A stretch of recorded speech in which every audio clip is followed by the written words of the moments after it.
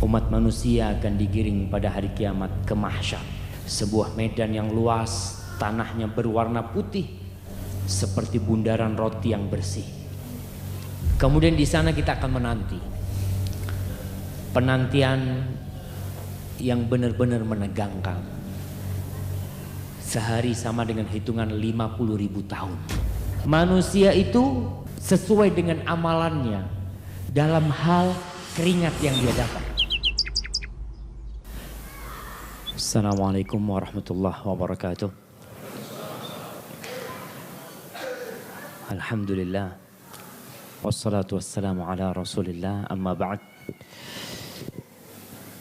Ma'asyar muslimin rahimakumullah. Saya lihat kajian kita ini ada dua tingkat. Ada yang di bawah nggak bersandar, ada yang di atas yang bersandar gitu. Masya Allah. Khusus yang belakang itu khusus on, nggak masalah itu. Nggak masalah, yang tua-tua kan perlu bersandar gitu kan punggungnya. Alhamdulillah kita melanjutkan kajian kita. Kita tahu kehidupan dunia ini sudah kita lewatin. Kita sudah menyelesaikan alam barzakh kita. Setelah itu kiamat dan manusia dibangkitkan.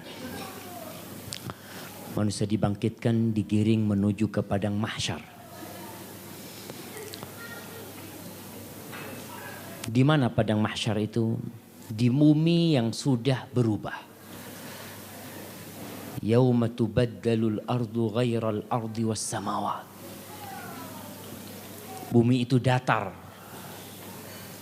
Rasul sallallahu alaihi wasallam menyebutkan tentang padang mahsyar ini, yuhsyarun nas yaumal qiyamah ala ardin bayda afra ka qursatin naqi.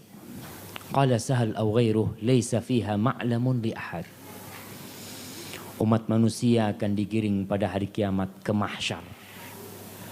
Sebuah medan yang luas, tanahnya berwarna putih seperti bundaran roti yang bersih. Sahal radhiyallahu taala anhu berkata, tidak ada di sana tanda bagi seorang pun. Kalau menjelaskan nggak ada tanda gimana? Kita nggak bakal tahu di mana tempat kita tinggal dulu ya. Gunung, kita di sini melihat ada gunung apa? Tempatnya Sukai itu jatuh. Gunung Salak ya. Mungkin kita akan melihat tempat-tempat yang lebih tinggi, bukit, nggak ada. Jadi padang mahsyar itu rata dan rapi. Putih. Kemudian di sana kita akan menanti. Penantian yang benar-benar menegangkan. Kalau kita menanti dan tahu acaranya mulai jam 5, kita nanti aman. Karena kita tahu insya Allah jam 5 dimulai. Tapi gimana kalau kita menanti dalam kondisi nggak tahu kapan dimulai. Sehari sama dengan hitungan 50.000 tahun. Pada hari itu sama dengan 50.000 tahun. Allah berfirman di surat Ma'arij ayat 4 ini, ta'rujul malaikatu warruhu ilaihi fi yaumin kana miqdaruhu 50.000 sana. Malaikat-malaikat dan Jibril naik menghadap kepada Tuhan dalam sehari yang kadarnya 50.000 tahun. Di ayat lainnya Allah mengatakan, wa inna yauman 'inda rabbika ka alfi sanatin mimma ta'uddun. Satu hari di sisi Allah itu sama dengan 1000 tahun. Bagaimana mengumpulkan dua hadis ini? Sebagian ulama Ibnu Abbas mengatakan ya sudah, dua waktu itu Allah sebutkan tentang hari kiamat. Sebagian menjawab bahwasanya 50.000 tahun itu adalah waktu dalam kondisi ketika mereka dihisab, ketika mereka di sana sedang baru keluar dari kuburnya digiring ke padang mahsyar. Ada yang mengatakan setelah itu harinya 1000 tahun. Tapi pada hari proses penghitungan amal manusia, penantian sejak dia keluar dari kuburnya sampai menuju ke sirat, sampai melewati sirat, itu yang disebutkan 50.000 tahun pada waktu itu. Kemudian mentari mendekat dengan jarak 1 mil. 1 mil ini para sahabat ketika Nabi menyampaikan hadis itu, nggak ada di antara mereka yang menolak hadis itu. Kita nih kalau 1 mil itu sahabat aku nggak tahu. Yang dimaksud Nabi itu 1 mil. Mil itu bisa jadi maknanya yang buat celak itu. Kita tahu kan ada yang dimasukkan ke celak. Itu mil. Kayak pakunya celak itu ya, yang dimasukkan. Itu sebutan mil. Sahabat ngakak, aku tidak tahu mil yang dimaksud mil itu atau mil jarak. Jarak 1 mil berapa jamaah? 1,6 kira-kira kan, 1,6. Mungkin kalau ada orang yang membaca hadis tentang itu dia mengatakan nggak mungkin kata dia. Sekarang aja matahari jauh gitu kalau kita berada di bawahnya habis kita bisa mati kepanasan. Ingat ahwal yaumil qiyamah. Hari kiamat tidak bisa dikiaskan dengan dunia. Karena kehidupan itu sudah berubah. Buminya sudah berubah. Langitnya pun sudah diganti. Sehingga kita mampu menahan hal itu. Orang hanya berkeringat. Dalam kondisi mentari itu mendekat. Dan orang-orang ini dalam kondisi telanjang ya. Ketika mereka digiring ke padang mahsyar itu. Mereka berkeringat. Jadi orang itu seperti berada di akuarium pribadi-pribadi. Di sini Rasul sallallahu alaihi wasallam mengatakan, "Tudna syams yaumal qiyamah minal khalqi hatta takuna minhum kamiqdari mil." Pada hari kiamat matahari didekatkan jaraknya terhadap makhluk hingga tinggal sejauh 1 mil. Fayakunun nas ala qadri a'malihim fil araq. Manusia itu sesuai dengan amalannya dalam hal keringat yang dia dapat. Orang kalau namanya panas akan berkeringat. Tapi subhanallah keringatnya itu sesuai dengan amalan dia. Terkadang kita nih kalau ada urusan dimudahkan ya. Terus teman kita punya urusan susah urusannya. Kita kadang-kadang meledek dia. Ya tergantung amalnya gitu kan. Seakan-akan kita nih amalnya lebih baik dari dia tuh. Makanya dimudahkan. Urusan dunia ini kita sudah tahu. Urusan dunia kafir dan muslim untuk dunia Allah kasih semuanya. Gak ada pengkhususan buat orang mukmin. Tapi yang jelas Allah berfirman, "Waman yattaqillaha yaj'al lahu makhrajan wa yarzuqhu min haitsu la yahtasib." Barang siapa bertakwa kepada Allah, Allah akan kasih dia jalan keluar dari segala masalah yang dia dapat dan Allah akan memberikan rezeki dari arah yang tidak dia sangka-sangka. Tapi mungkin kita berpikir kalau memang bertakwa itu akan dimudahkan urusannya, kenapa kok Nabi kok susah hidupnya? Nabi kok miskin sih, kok enggak rezekinya banyak banget gitu kan? Karena kita sudah sampaikan dunia itu enggak ada artinya. Dunia itu enggak ada artinya. Kita lihat bagaimana para nabi jemaah. Nabi Zakaria itu dipenggal kepalanya dihadiahkan kepada pelacur. Nabi Zakaria digergaji kepalanya. Nabi. Apa kita akan berpikir oh mungkin kurang amalnya? Tidak. Karena memang dunia ini tidak ada artinya buat Allah Subhanahu wa taala. Tapi yang berarti nanti itu yang akan kita baca tentang akhirat Allah Subhanahu wa taala. Jadi orang tergantung amalannya. Ada kata Rasulullah SAW, "Faminhum man yakunu ila ka'baih." Ada orang yang keringatnya itu sampai mana? Sampai mata kakinya. Kita bareng-bareng nih. Ada yang sampai mata kakinya. "Wa minhum man yakunu ila rukbatayhi." Ada yang sampai lututnya. Jadi orang berdampingan keringatnya beda. Seperti tadi dikatakan, seperti dia akuarium pribadi-pribadi. Semua keringatnya sesuai dengan amalan dia. Wa minhum man yakunu ila hiqwai. Ada yang sampai ke pinggulnya keringatnya. Wa minhum man yuljimuhul araq iljaman. Qalu asyara sallallahu alaihi wasallam yadihi ila fih. Ada orang yang tenggelam di keringatnya. Nabi mengisyaratkan ke mulutnya. Ketika kita itu tenggelam sendirian. Maaf, tenggelam rombongan, kita merasa aman. Kecelakaan rombongan gitu ya. Ya semuanya kecelakaan. Jadi kita merasa lebih apa? Lebih ringan. Tapi gimana dalam kondisi kita tenggelam di keringat kita. Kita melihat teman kita cuma sampai mata kakinya. Di situ siksaan batin kita akan semakin dahsyat. Ya Allah, kata, aku seperti ini. Dia enak banget gitu kan. Itu semua tergantung amalannya, bukan tergantung kekayaannya, bukan tergantung wajahnya, bukan tergantung postur tubuhnya. Tidak, tapi tergantung amalannya. Dan ingat, bukan banyak-banyakan amal, tapi baik-baikan amal. Kita jangan berpikir, Ustaz, banyak-banyakan amal, tidak. Karena tujuan Allah menciptakan kehidupan dan kematian liyabluwakum ayyukum ahsanu amala. Untuk menguji siapa yang paling baik amalannya.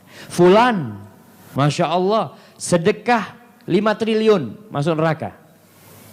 Fulan, sedekah 5.000 perak masuk surga. Kita kalau berpikir kok bisa? Ya karena bukan banyak-banyakan amal, tapi baik-baikan amal. Syaratnya amal itu diterima apa? Satu, ikhlas. Yang kedua, sesuai dengan yang diajarkan Rasul Sallallahu Alaihi Wasallam. Jadi kalau kita banyak amalnya tapi nggak ikhlas, neraka tempatnya. Jadi nggak ada gunanya amal yang banyak kalau tidak dibarengin ikhlas. Dan keikhlasan pun tidak berguna kalau amalannya tidak sesuai dengan ajaran Rasulullah Sallallahu Alaihi Wasallam. Seperti orang umpamanya, ana mau sholat zuhur jam 9 lah Ustaz, lebih enak. Seperti itu kan, nggak bisa. Zuhur itu sudah ada aturannya. Maka kita harus mengikuti aturan yang diajarkan oleh Rasul SAW. Kehausan yang tak dapat dibayangkan, tentulah orang baru keluar dari kuburannya. Nih, kondisinya mereka itu baru keluar dari kuburannya, kemudian digiring ke padang mahsyar. Lalu mentari mendekat. Mau nggak mau mereka dalam kondisi haus pada waktu itu. Tapi ternyata ada hamba-hamba Allah yang tidak keringatan di padang mahsyar itu. Siapa mereka? Orang yang mendapatkan naungan dari Allah Subhanahu wa taala. Kullu mri'in fi dhilli shadaqatih. Semua orang itu naungannya sesuai dengan sedekahnya, bukan banyaknya. Ingat. Tapi baiknya sedekah dia, kualitas. Islam berbicara kualitas, bukan hanya kuantitas, jumlah tidak. Sesuai dengan sedekahnya, hatta yufsal bainan nas. Kondisi seperti itu sampai orang itu diselesaikan urusan mereka. Jadi orang ini ada yang bernaung ya, ketika mereka pada kepanasan di padang mahsyar itu ada yang dingin, yang sejuk dia. Kemudian Rasulullah SAW menyebutkan ada 7 golongan yang mendapatkan naungan dari Allah Subhanahu wa taala di padang mahsyar itu. Sab'atun yudhilluhumullah fi dhillih yauma la dhilla illa dhilluh. Tidak ada naungan kecuali naungan Allah Subhanahu wa taala. Naungan itu naungan arsy Allah, naungan yang Allah berikan kepada mereka. Yang pertama, imamun adil, yang akan mendapatkan naungan dari imam adil. Imam yang adil. Pemimpin yang adil. Bukan hanya presiden. Tapi pemimpin sampai tingkat yang terendah pun kalau dia adil, insya Allah dia akan mendapatkan naungan dari Allah Subhanahu wa taala. Wa syabun nasya'a fi ibadatillah. Dan pemuda yang tumbuh besar beribadah kepada Allah Subhanahu wa taala. Kenapa kok pemuda? Karena kalau orang tua dekat sama masjid wajar. Orang tua sudah ibadah, sudah rajin berzikir, ya udah tahu lah wajar, dia udah tua memang, sudah selesai. Sudah habis masa dia. Tapi kalau pemuda, sejak muda dia sudah dekat sama Allah, ini yang akan mendapatkan naungan dari Allah Subhanahu wa taala. Karena pemuda itu memiliki ya syahwat yang begitu meledak-ledak masih ya, kekuatan fisiknya, kemudian mimpi-mimpi yang dia miliki, dia masih akan berpikir saya kan masih panjang umur anak kan. Tapi pemuda yang bisa beribadah ya, sekarang alhamdulillah kita lihat sudah banyak pemuda yang dekat ke rumah Allah Subhanahu wa taala. Kalau tua dekat sama rumah Allah wajar. Karena kata orang Jawa dia bau kuburan. Sudahlah, ente sudah selesai urusannya. Masa ada orang tambah tua tambah jadi. Makanya termasuk yang mendapatkan siksa yang pedih, syaikhun zanin. Orang tua berzina. Kalau pemuda berzina, dia mungkin ya masih muda ya. Tapi kalau sudah tua dalam kondisi kau itu seharusnya sudah ubanan ya, masih melakukan perbuatan seperti itu. Malu gitu loh. Sama tetap haram perbuatan itu. Tapi perbuatan yang haram itu bertingkat-tingkat. Kata Rasul SAW contohnya seorang berzina dengan tetangganya, istri tetangganya.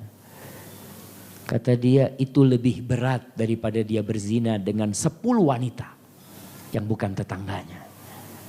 Karena kenapa? Dia sebagai tetangga kan punya kewajiban jaga tetangganya gitu loh. Kok malah dimakan tetangganya sama dia. Maka kita kembali kepada wasyabun, artinya pemuda yang tumbuh dalam kondisi beribadah kepada Allah Subhanahu wa taala, jauh dari kemaksiatan. Kemudian yang ketiga, warajulun qalbuhu mu'allaqun bil masajid. Seseorang lelaki yang hatinya bergantung di masjid. Bergantung gimana? Para ulama memisahkan bergantung itu seperti lampu gantung di masjid. Kita ngeliat ada lampu gantung di masjid. Seperti itu hatinya orang. Kemana-mana dia ingin ke masjid. Masuk keluar kota umpamanya, masuk ke sebuah hotel, ke resepsionis. Yang dia tanya, Mbak, masjid di mana di sini Mbak? Bukan tanya, Mbak diskotiknya di sebelah mana Mbak? Bukan. Yang dia tanya, masjidnya di mana? Dia gak akan tenang. Karena hati dia bergantung di sana gitu.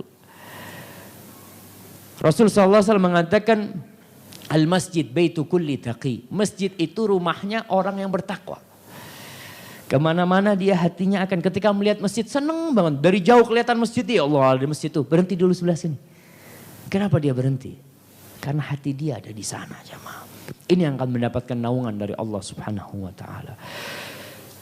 Kemudian yang keempat. Warajulani tahabba fillah ijtama alaihi wa tafarraqa alaihi. Dan kedua orang yang dia mencintai karena Allah, berkumpul karena Allah, berpisah karena Allah. Jadi berpisah bukan karena urusan dunia, bukan. Tapi karena fulan sudah meninggal dunia, dengan cintanya dia tetap mencintai fulan karena Allah Subhanahu wa taala. Jadi orang yang berteman bukan karena maslahat, bukan karena manfaat duniawi, itu akan mendapatkan naungan dari Allah Subhanahu wa taala. Bahkan Rasul sallallahu alaihi wasallam mengatakan ketika di padang mahsyar tuh, qal al-mutahabbuna fi jalali. Allah hadis qudsi ini. Al-mutahabbuna fi jalali lahum manabirur min nur yaghbituhumul anbiya wasyuhada. Orang-orang yang saling mencintai karena Allah itu nanti di padang mahsyar tuh mereka akan mendapatkan mimbar-mimbar dari cahaya. Kelihatan tuh orang-orang yang mencintai karena Allah Subhanahu wa taala. Para nabi dan para syuhada itu merasa ya kepingin mendapatkan apa yang mereka dapatkan. Itu orang-orang yang mencintai karena Allah Subhanahu wa taala. Kemudian yang kelima, wa rajulun da'athum ra'atun dzatu mansibin wa jamalin faqala inni akhafullah. Dan seorang lelaki yang diajak berzina oleh wanita yang cantik dan memiliki kedudukan terhormat. Jadi bukan diajak berzina dengan pelacur, bukan. Yang mengajak ini orang yang cantik dan memiliki kedudukan.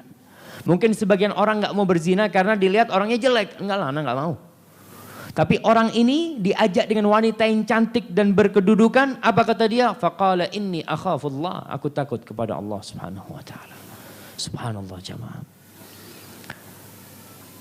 Kita nih kalau dititipin duit satu kamar, emas lah satu kamar di dalam kita sendiri, insya Allah aman jemaah. Tapi gimana kalau kita dititipin cewek satu rumah sama kita? Cantik, nggak ada orang. Nabi Yusuf haja, Nabi Yusuf. Andai kata Allah tidak menjaganya, apa yang terjadi? Nabi. Apalagi kita. Tapi Allah menjaga Nabi Yusuf alaihissalam sehingga Allah menyelamatkan beliau dari zina. Ini yang akan mendapatkan naungan dari Allah Subhanahu wa taala. Kemudian yang ke-6. Wa rajulun tasaddaqa bi sadaqatin fa akhfaha hatta la ta'lama shimaluhu ma tunfiqu yaminu. Seorang yang bersedekah kemudian dia sembunyikan sedekahnya sehingga tangan kanannya, tangan kirinya nggak tahu yang dikeluarkan oleh tangan kanan. Dia benar-benar bersedekah, dia sembunyikan. Dan para jamaah kita perlu memiliki satu amalan yang orang sedunia ini nggak ada yang tahu amalan kita. Cuma kita sama Allah Subhanahu wa taala. Istri kita nggak perlu tahu. Jadi nggak perlu kalau sedekah itu ngomong sama istri, ya keluarkan sedekah-sedekah dengan cara tersembunyi. Dan itu banyak di kalangan ulama-ulama terdahulu. Masya Allah ya. Ali Zainal Abidin, Ali bin Husain bin Ali bin Abi Thalib radhiyallahu taala anhum. Dia itu sosok seorang yang alim dan ahli ibadah. Orangnya Masya Allah sangat bersahaja. Dia itu biasa kalau malam hari dia ganti kostum. Malam hari dia masjid, sholat isya ya udah sama orang-orang. Tapi sampai rumahnya dia ganti baju. Keluarganya udah istirahat. Malam hari dia keluar pakai seragam yang berbeda. Dia memanggul gandum dan makanan itu. Dia gotong, dia letakkan di depan rumah-rumah janda-janda dan orang-orang miskin. Dia taruh, dia ketuk, tinggal. Kemudian seperti itu yang dia lakukan. Nggak ada yang tahu. Sampai dia mati. Dari mana mereka tahu kalau yang ngasih itu Ali Zainal Abidin? Karena ketika Ali Zainal Abidin mati, sodakoh sembunyi-sembunyi itu berhenti. Maka mereka baru tahu. Jadi dia Masya Allah. Dia itu menyembunyikan amalnya sampai dibawa mati. Tapi Allah ingin memberikan keutamaan kepada dia. Orang akhirnya tahu bahwasanya yang bersedekah selama ini adalah Ali. Yang dikenal dengan As-Sajjad. Yang memang banyak sujudnya kepada Allah Subhanahu wa ta'ala. Maka itu yang akan mendapatkan naungan dari Allah. Sembunyikan sedekah kita. Usahakan kita kalau punya gaji, sudah. Kita mau kasih siapa, gak perlu kita nyuruh orang. Kalau kita nyuruh orang, orang itu tahu kan. Sekarang ini kita berpikir, Ustaz, orang kalau ditaruh makanan di depan rumahnya ntar takut dia. Ini ada racunnya apa enggak, seperti itu. Ya sudah, masukin di amplop, lemparin. Atau transfer. Orang-orang yang gak mampu kita tahu, udah gak perlu dia tahu siapa yang transfer duit itu. Itu akan menjaga amalan kita, jamaah. Akan lebih menjaga dan mudah-mudahan kita akan mendapatkan naungan dari Allah SWT. Yang terakhir. Yang ketujuh yang akan mendapat naungan dari Allah SWT. Wa rajulun dzakarallaha khalian fafadat aina. Seseorang yang mengingat Allah sendirian. Kemudian dia meneteskan air matanya. Kalau kita menangis di depan orang banyak itu gampang. Karena tadi ada pertanyaan bagaimana orang itu haru ya mendengarkan cerita. Berapa banyak orang di Masjidil Haram ketika imamnya sholat menangis. Terus dia juga menangis. Ketika ditanya, ente kenapa nangis tadi? Ya nggak tahu, imamnya nangis. Kata dia, Ana juga ikut nangis, kata dia. Itu bawaan suasana. Orang itu bisa menangis karena suasana. Bukan karena dia ada rasa, enggak. Suasananya aja membuat dia menangis. Yang disebutkan akan mendapatkan naungan Allah ini yang menangis sendirian. Bisa nggak kita sendirian, nggak ada orang, kita mengingat Allah, lalu kita meneteskan air mata kita. Dan ada dua mata yang Allah haramkan neraka untuk menyentuh mata itu. Yang pertama, ainun bakat min khasyatillah. Mata yang menangis karena takut kepada Allah. Dan yang kedua, ainun batat tahsyur. Au tahrusu fi ribatillah. Seorang yang berjaga, nggak tidur, menjaga batasan kaum muslimin. Dia menjaga sebagai seorang tentara, sebagai seorang pejuang di sana. Itu akan diselamatkan dari api neraka para jamaah. Ma'asyiral muslimin rahimakumullah.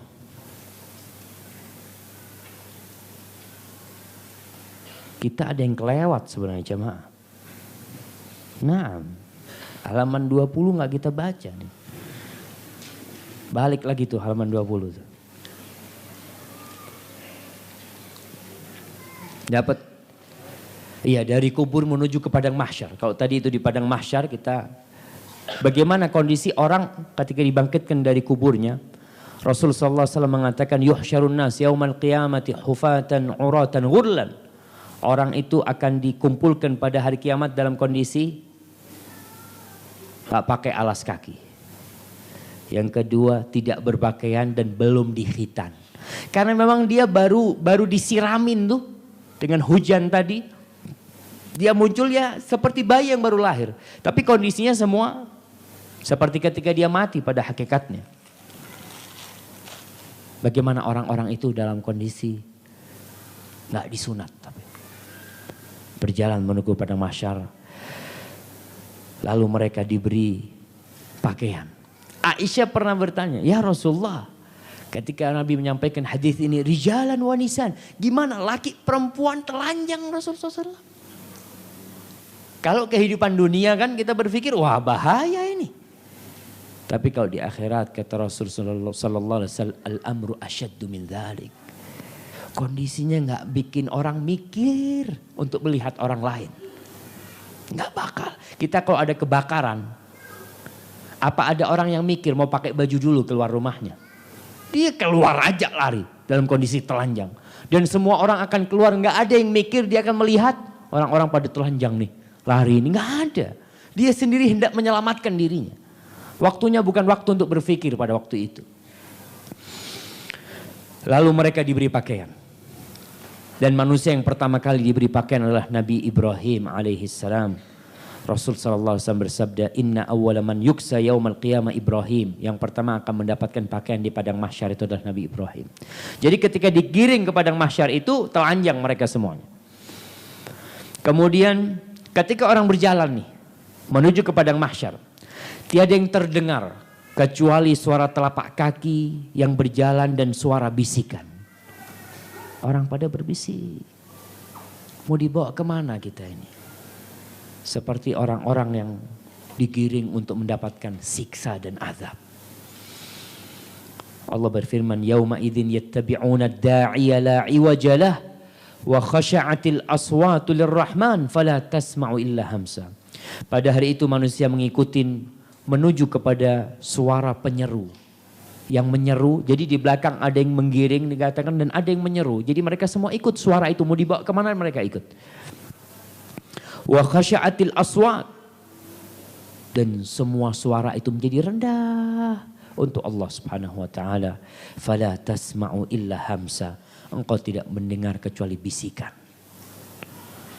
Berapa jumlah manusia yang di padang mahsyar? Semuanya akan dikumpulkan dan juga bersama jin-jin pun akan dikumpulkan di sana. Fala tasma'u illa hamsa. Sa'id bin Jubair menafsirkan hamsa, apa kata dia? Bisikan dan suara telapak kaki. Itu aja yang didengar dalam perjalanan menuju ke padang mahsyar. Mereka bagaikan belalang yang bertebaran. Mata mereka terbelalak dalam kondisi menunduk. Terbelalak bukan mendongak ke atas, tapi menunduk. Seperti orang yang pandangannya kosong gitu ya, dia terbelalak. Bingung tentang apa yang harus dilakukan. Allah mengatakan khusya'an absaruhum yakhrujuna minal ajdad ka'annahum jaradun muntashir muhti'ina ila da' yaqulul kafiruna hadha yaumun asir. Sambil menundukkan pandangan-pandangan mereka keluar dari kuburan seakan-akan mereka belalang yang berterbangan. Mereka datang dengan cepat kepada penyeru itu. Orang-orang kafir berkata, ini adalah hari yang susah. Semua tahu dengan amalannya, jemaah. Kita nih bisa ngomong gitu ya, oh aku ini orang yang baik gini. Tapi hakikatnya kita lebih tahu, kau itu siapa sih? Kalau orang baik di depan orang banyak itu wajar. Tapi tatkala kita sendirian, kita benar-benar baik atau tidak. Maka yang lebih tahu dengan diri kita adalah diri kita sendiri. Orang-orang yang bertakwa berkendaraan menuju padang mahsyar. Masya Allah. Jadi ada yang berjalan kaki, ada yang berkendaraan. Dari sana tuh udah kelihatan. Allah mengatakan, Yauma nahsyurul muttaqina ila rahmani wafda. Wa nasuqul mujrimina ila jahannama wirda. Ingatlah hari ketika kami mengumpulkan orang-orang yang bertakwa kepada yang maha pemurah. Sebagai utusan yang terhormat. Utusan yang terhormat itu ya dimuliakan. Kita lihat bagaimana utusan terhormat sekarang lah. Ada acara konferensi Asia Afrika. Utusan-utusan itu gak seperti orang biasa. Dia akan dikasih kendaraan yang bagus-bagus ya. Kita lihat bahkan plat nomornya, katanya plat nomor negara tersebut. Untuk memuliakan para utusan. Dan orang-orang yang bertakwa ketika digiring ke padang mahsyar seperti itu. Dia akan naik kendaraan. Kemudian wanasuqul mujrimin, dan orang-orang mujrimin itu akan dihalau, orang-orang yang durhaka, orang-orang jahat, orang-orang kafir ke neraka jahanam dalam keadaan dahaga, kehausan mereka. Dihimpun sesuai dengan amalannya. Semua sesuai dengan amalannya. Dalam kehidupan dunia dan dalam kehidupan akhirat. Orang yang syahid dengan darahnya. Orang yang mati syahid akan dikumpulkan dengan darahnya. Jadi orang yang mati syahid nggak dimandikan kalau dia mati dalam kondisi perang, tertembak, umpamanya darah-darah. Ya udah dia dimakamkan dengan darah dan pakaian itu. Nggak dibuka tuh bajunya, ditelanjangin tidak dengan pakaian itu. Yang berihram dengan talbiyahnya. Yang berihram, yang mati dalam kondisi masih berihram. Jadi kalau kita lihat orang berihram itu bisa jadi dia umroh, bisa jadi dia haji. Kalau haji orang mulai berihram tanggal berapa? Tanggal 8. 8 Dzulhijjah mereka menuju ke Mina. Ada yang langsung ke Arafah, itu mereka mulai bertalbiyah, mulai berihram labbaik Allahumma hajjan atau labbaik Allahumma umratan tentunya. Setelah mereka lempar jumrah udah nggak ihram lagi, udah dibuka ihram. Maka orang yang berihram itu di masa Rasul SAW ketika ada seorang lelaki yang jatuh dari ontanya, mati dia. Kata Rasul SAW, kaffinuhu fi thawbayh, kafani dia dengan baju ihram dia. Wala tuhannituh, jangan dikenakan minyak wangi. Orang kalau mati biasanya kan kita kasih minyak wangi. Tapi orang kalau mati dalam kondisi berihram nggak boleh kena minyak wangi. Karena salah satu larangan berihram dia nggak boleh minyak wangi. Wala tughattu ra'sah, jangan ditutup kepalanya. Karena orang yang berihram nggak boleh tutup kepala dia. Fa innahu yub'atsu yaumal qiyamati mulabbiyan. Dia akan dibangkitkan pada hari kiamat dalam kondisi talbiyah. Bayangkan jamaah, ketika orang dalam kondisi menundukkan kepalanya memandang ke bawah, ada yang kondisinya labbaik Allahumma labbaik, labbaik la syarika laka labbaik, innal hamda wan ni'mata laka wal mulk la syarika lak. Terus dia sampai ke padang mahsyar itu membaca talbiyah. Subhanallah. Tentunya salah satu tanda husnul khatimah ya, tatkala orang meninggal dalam kondisi ihram dia. Yang ketiga, yang tidak adil pada istri-istrinya dalam kondisi rusuknya miring. Jadi lelaki boleh nikah lebih dari satu. Naam. Itu syariat. Tapi syariat itu juga dibalut dengan kewajiban berbuat adil. Allah mengatakan fa in khiftum alla ta'dilu fawahidah. Kalau kau takut tidak bisa berbuat adil, satu. Terkadang seorang berpikir nikmat dia punya istri lebih dari satu, tiap malam ganti gitu ya. Nah, berapa tahun itu menikmati itu sih? 50 tahun? Nggak sampai. Nanti itu di padang mahsyar satu hari sama dengan 1000 atau 50.000 tahun. Orang melihat semuanya. Jadi ketika di padang mahsyar itu kan nggak ada yang tersembunyi. Kita akan melihat orang-orang yang nih kelihatan nih fulan nih. Yang pura-pura dia adil sama istrinya ternyata nggak adil. Yang tahu kita adil nggak adalah Allah Subhanahu wa taala. Maka kita harus hati-hati dalam kondisi yang seperti itu. Yang menggelapkan dengan yang digelapkannya. Menggelapkan apa? Apa bahasa menggelapkan ini? Mungkin bahasanya salah. Menggelapkan uang, menggelapkan. Kalau biasanya ada harta rampasan perang itu dia ngambil gitu ya. Tanpa ada orang yang tahu dia. Maka dia akan membawa. Yang ngambil kambing ya, itu nanti akan gendong kambing ya. Dan bunyi itu kambing. Di padang mahsyar dia bawa. Orang-orang kelihatan. Dipermalukan benar-benar di padang mahsyar itu. Yauma tublas sarair kata Allah. Hari ditampakkannya yang rahasia-rahasia. Ditampakkan semuanya di situ. Orang yang mengembalakan tanah tuwiqahu min sab'i aradin. Yang ngambil tanahnya orang. Ada kan kita tahu orang itu nggak tahu sekarang ini. Ada yang lewat pengacara ngambil tanahnya orang. Dia dengan bisa bayar banyak tanah yang bukan milik dia. Nanti tanah itu akan dia gotong jamaah. Akan ngelihat orang-orang, oh ini yang ngambil tanahnya fulan. Akan nampak. Yang minta-minta tanpa ada daging di wajahnya. Maksudnya pengemis. Yang meminta tanpa alasan yang benar. dia akan datang pada hari kiamat dengan wajahnya nggak ada dagingnya. Dia akan menundukkan wajahnya. Maka kita harus hati-hati. Orang kalau meminta-minta dengan benar ya, dia memang butuh, fadhol nggak apa-apa. Tapi kalau dia nggak butuh, akan ada azabnya pada hari kiamat. Kemudian di padang mahsyar kita sudah membaca hal ini. Telaga. Jadi setelah dari kubur digiring menuju ke padang mahsyar, kemudian di situ mentari mendekat. Ketika mentari mendekat, semua orang kehausan tentunya, kecuali yang mendapatkan naungan dari Allah Subhanahu wa taala. Setelah itu akan muncul di padang mahsyar itu telaga-telaga untuk para semua nabi, untuk para nabi. Jadi semua nabi memiliki telaga. Dan bentuk telaga nabi ini disebutkan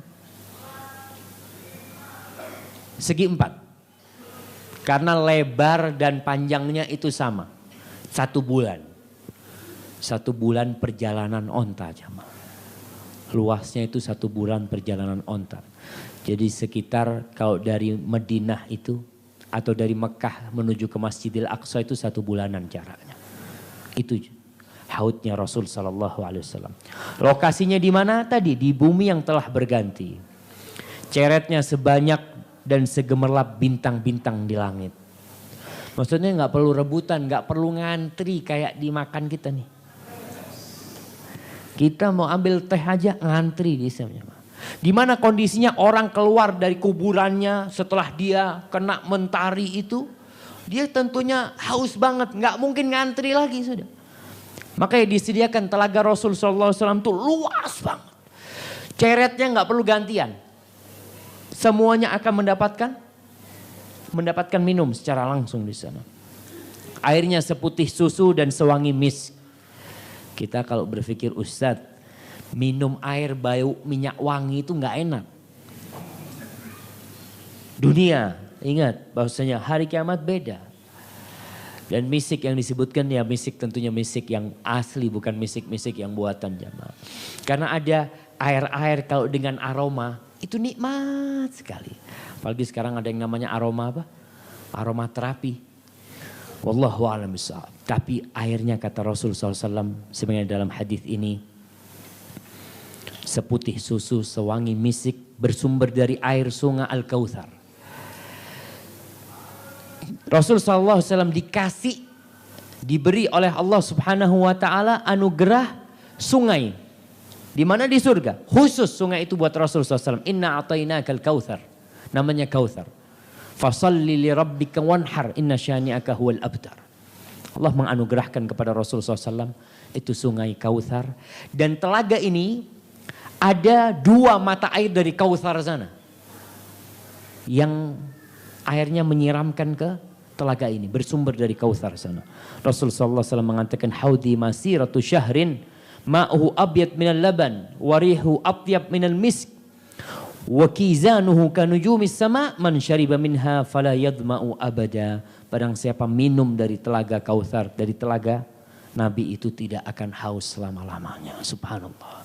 Jadi untuk melanjutkan perjalanan nanti. Dalam pembagian rapot. Kemudian dalam urusan penimbangan amal. Melewatin sirat. Udah gak haus lagi. Orang yang bisa minum di telaga Rasul sallallahu alaihi wasallam. Nabi sallallahu alaihi wasallam menanti kita di telaganya. Beliau mengatakan ana faratukum alal haud. Aku akan menunggu kalian. Aku yang sampai terlebih dahulu di telaga itu. Dari mana Nabi mengenalin kita? Dari bekas wudu kita. Orang yang berwudu itu ada kelihatan akan bercahaya. Bekas wudu dia. Rasul sallallahu alaihi wasallam pernah bertanya kepada Nabi, para sahabatnya. Jadi Nabi ini lagi ke Baqi, ke kuburan Baqi yang di Madinah situ. Rasul SAW kemudian mengatakan, waditu anni ra'aitu ikhwani. Nabi mengatakan, aku kepingin melihat saudara-saudaraku. Kata sahabat tanya, ya Rasulullah, awalasna ikhwanak. Wahai Rasulullah, bukankah kita ini saudaramu? Kata Rasul SAW, ikhwani antum ashabi. Ikhwani alladzi lam ya'tu ba'd. Kalian sahabat-sahabatku. Adapun yang disebut saudara-saudaraku, mereka yang belum datang. Maka sahabat tanya, gimana engkau mengenal mereka? Padahal mereka belum pernah engkau jumpain. Kata Rasulullah SAW, kita lihat di sini, ya Rasulullah, ata'rifuna yauma idzin, apakah engkau akan mengenal kami, mengenal umatmu pada hari itu? Qala na'am, lakum sima laysat li ahadin minal umam. Kalian akan memiliki tanda yang tidak dimiliki oleh umat-umat sebelum kalian. Apa tandanya? Tariduna alayya ghurran muhajjalin min atharil wudu. Kalian akan mendatangiku dalam keadaan wajah, tangan dan kaki kalian putih bersinar karena wudu. Dari jauh Nabi udah kelihatan. Sebagian umat Nabi ada yang gak boleh minum dari telaga. Umat Nabi. Kelihatannya dari mana tadi? Nampak dari wajahnya bercahaya, itu ada bekas wudunya. Dia umat Rasul SAW. Tapi ketika mau minum dihalau oleh para malaikat. Rasul SAW di sini hanya untuk yang mati di atas sunnahnya. Tanpa berubah mengganti, tanpa merubah mengganti atau mengada-ngada. Beliau mengatakan, ana faratukum alal haud. Ala la yudhadanna rijalun an haudi. Kama yudhadul ba'irul dal. Unadihim ala halumma. Fayuqal innahum qad baddalu ba'dak. Fa'akulu suhkan suhkan. Jadi Rasul mengatakan, aku akan menunggu kalian di telaga situ. Nanti akan ada lelaki-lelaki. Akan ada orang-orang yang dihalau. Seperti dihalaunya onta yang tersesat. Jadi orang itu kalau ngasih minum ontanya, kemudian ada onta asing yang mau minum, sama dia disuruh pergi.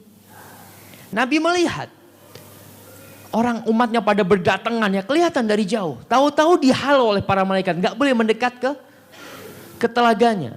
Dalam riwayat Muslim Nabi mengatakan, ummati, ummati, umatku, umatku, kata Nabi SAW. Umatku. Memang betul umatnya Rasul SAW. Tapi para malaikat mengatakan, innaka la tadri ma ahdatsu ba'da. Kau nggak tahu apa yang mereka lakukan setelah kau mati.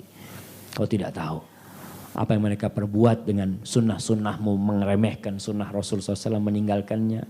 Maka di sini Al-Imam An-Nawawi dalam kitabnya Syarah Sahih Muslim, beliau menjelaskan salah satu bahaya berbuat bid'ah dalam agama Allah ini dihalau dari telaga Rasul SAW.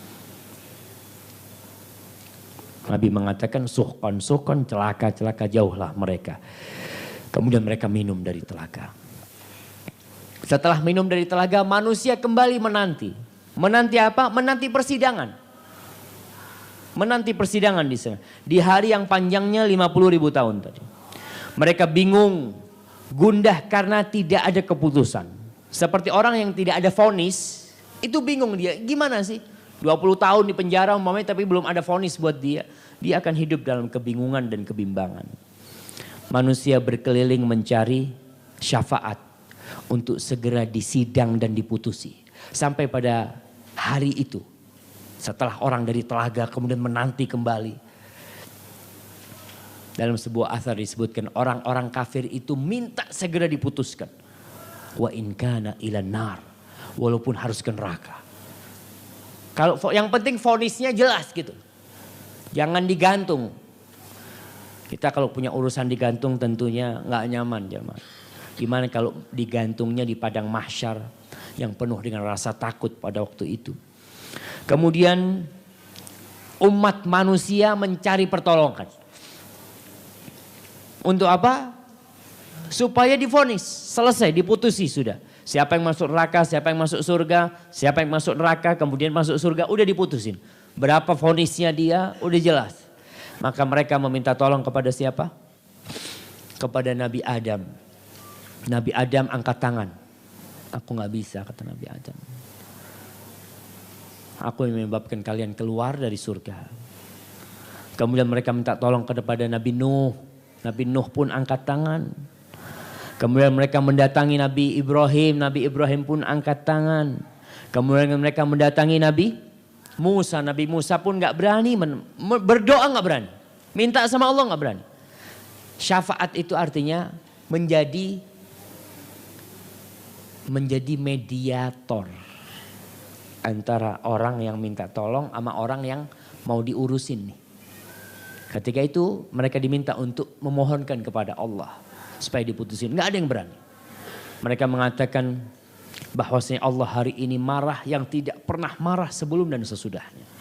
Maka mereka gak berani. Kemudian mereka mendatangi Nabi Musa, Nabi Isa.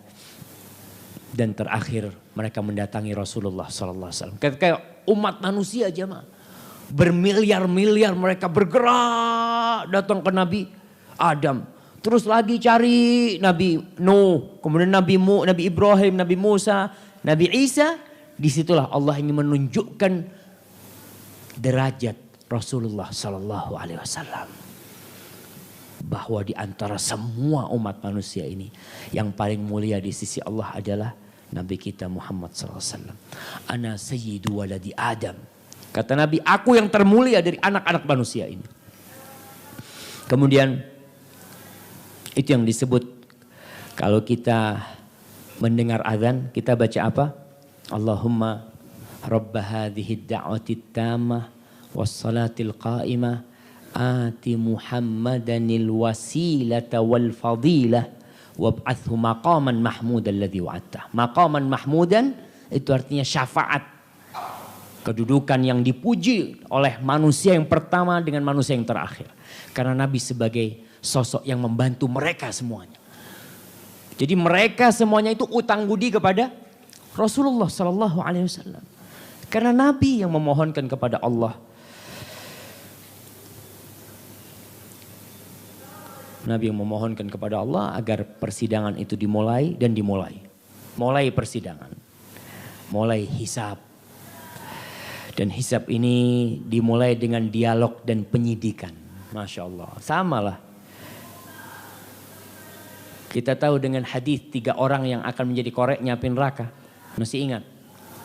Orang itu akan didatangkan.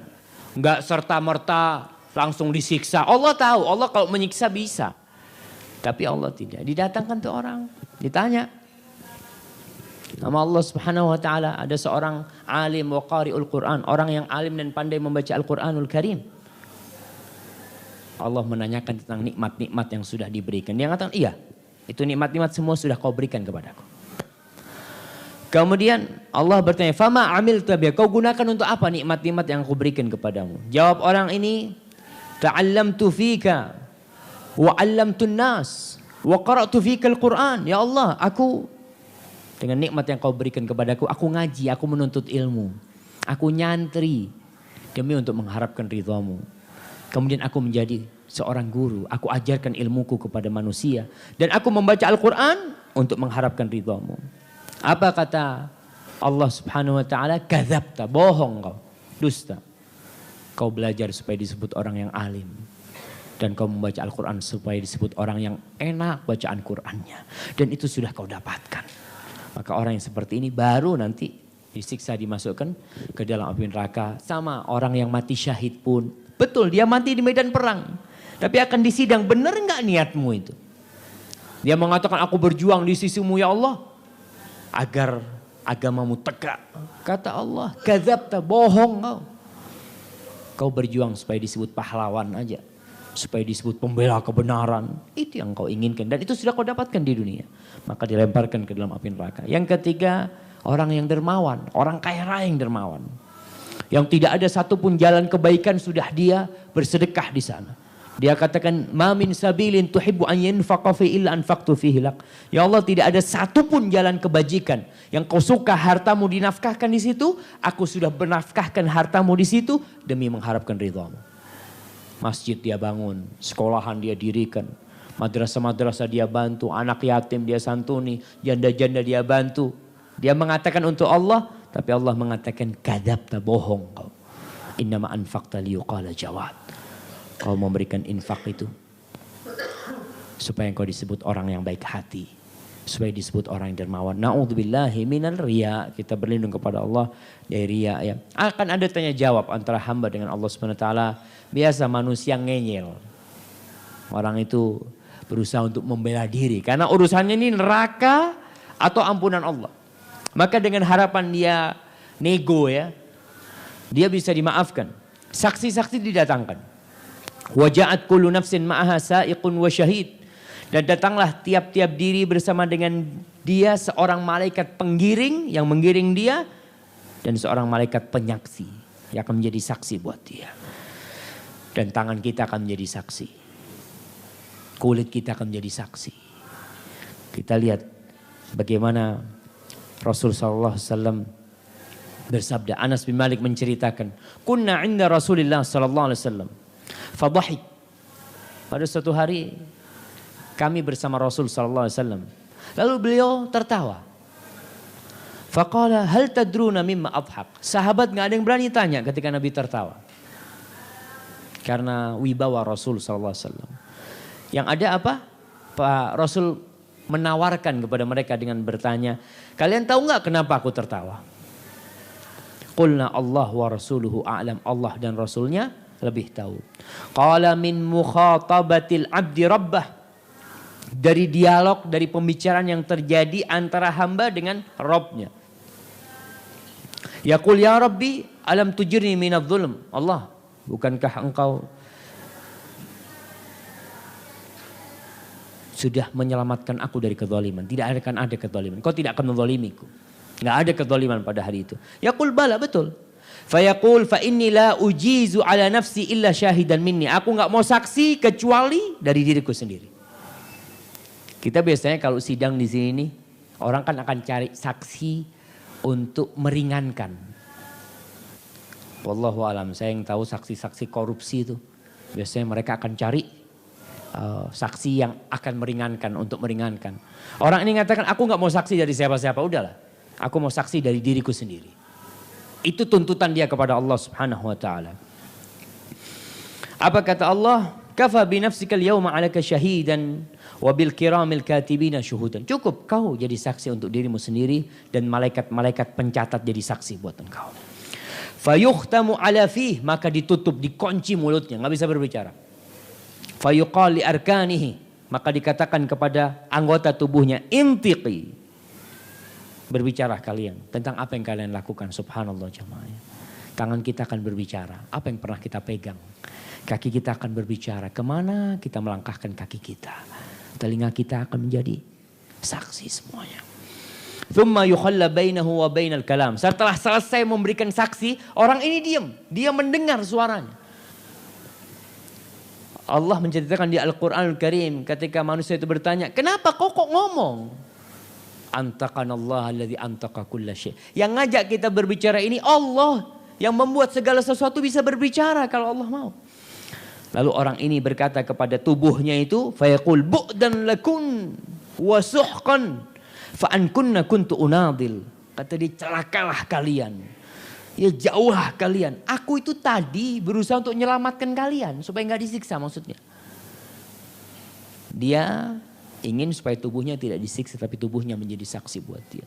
Maka jamaah enggak ada yang bisa kita sembunyikan dari Allah Subhanahu wa taala. Karena pada hari itu semua akan mendapatkan keadilan dari Allah Subhanahu wa taala. Nih. Ayat yang Al-Fusilat ayat 21. Wa qalu li juludihim.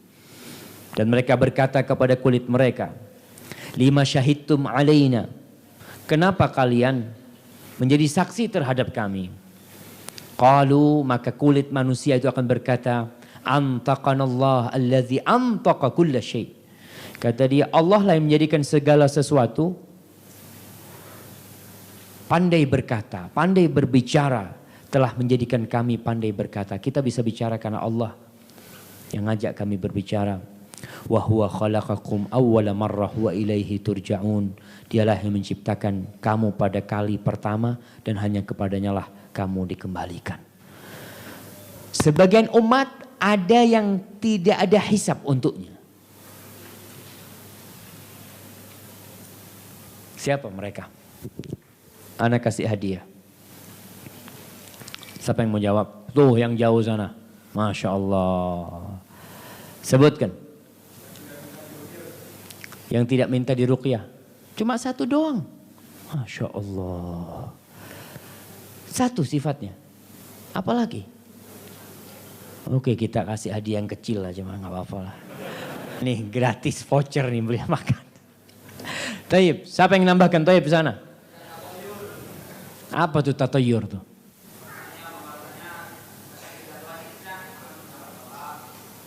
Percaya apa?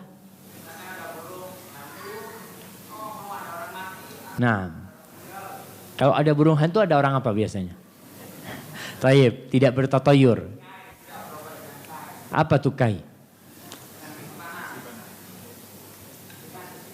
Berobat dengan besi panas jamaah, itu salah satu bentuk pengobatan ya. Nah, yang ketiga.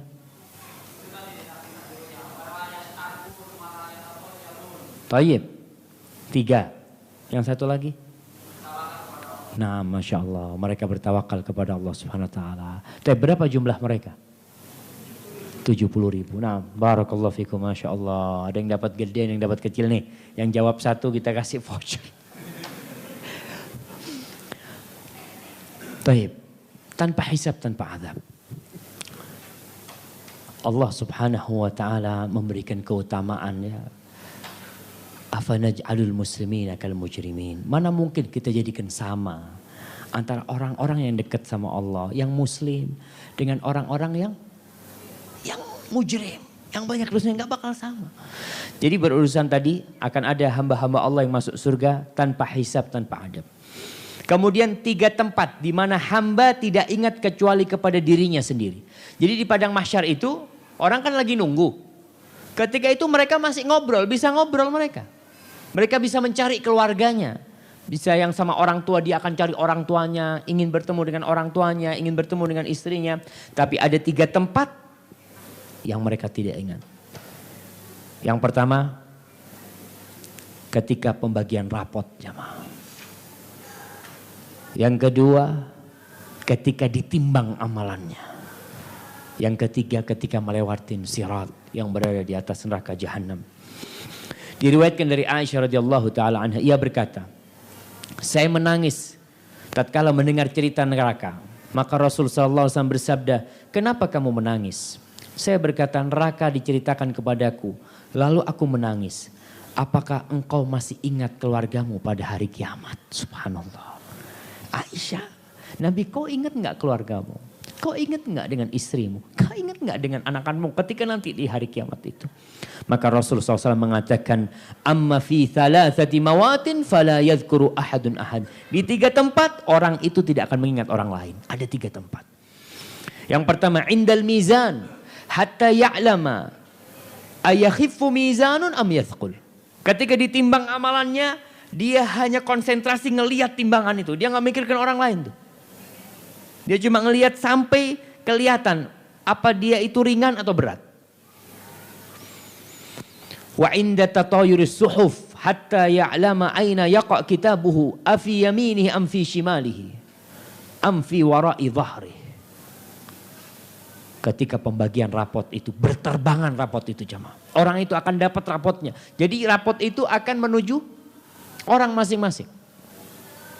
Ketika itu orang tidak ingat dengan keluarganya. Nggak ingat, fulan kau dapat rapot dengan tangan kiri atau tangan kanan. Atau sini bareng-bareng sama aku ngambil rapotnya, nggak ada. Ketika itu sampai dia tahu dapat dengan tangan kanannya atau dengan tangan kirinya. Atau ada yang dari balik punggungnya, kata Rasulullah SAW. Wa indas sirat idza wada'a baina dhahri jahannam hatta yajuz. Ketika sirat ditaruh tuh orang mau lewat, itu nggak ada yang ingat kecuali dengan diri sendiri pada waktu itu. Selain tempat itu berarti ada pertemuan dengan keluarga. Kita tahu bagaimana kisah bapaknya Nabi Ibrahim menjumpai Nabi Ibrahim. Datang bapaknya Nabi Ibrahim tuh, jumpain anaknya, ya Ibrahim, sekarang aku akan nurut kepadamu. Lalu Nabi Ibrahim, ya Allah, kata dia, engkau berjanji, doanya Nabi Ibrahim tuh, wala tukhzini yaumaddin. Jangan kau hinakan aku pada hari pembalasan nanti. Nabi Ibrahim, oh ayu khizyin abil abad. Kata dia, kehinaan apa yang lebih rendah daripada bapakku yang jauh dari aku sendiri. Kemudian Nabi Ibrahim melihat bapaknya itu sudah dirubah menjadi dhaba. Dhaba itu henna. Tahu binatang yang biasa makan bangkai itu? Jadi seperti henna yang udah belapotan dengan darah, dengan macam-macam. Lalu disingkirkan dengan Nabi Ibrahim. Datang mereka ingat. Tapi selesai sudah. Maka di 3 tempat itu orang tidak akan mengingat. Kecuali dirinya sendiri. Pembagian rapot. Jadi kalau tadi itu hisab. Setelah dihisab, setelah dialog, setelah terjadi pembicaraan antara hamba dengan Tuhannya, lalu dibagikan rapot itu. Ketegangan dalam menanti Hasil ujian itu semua umat duduk di lututnya.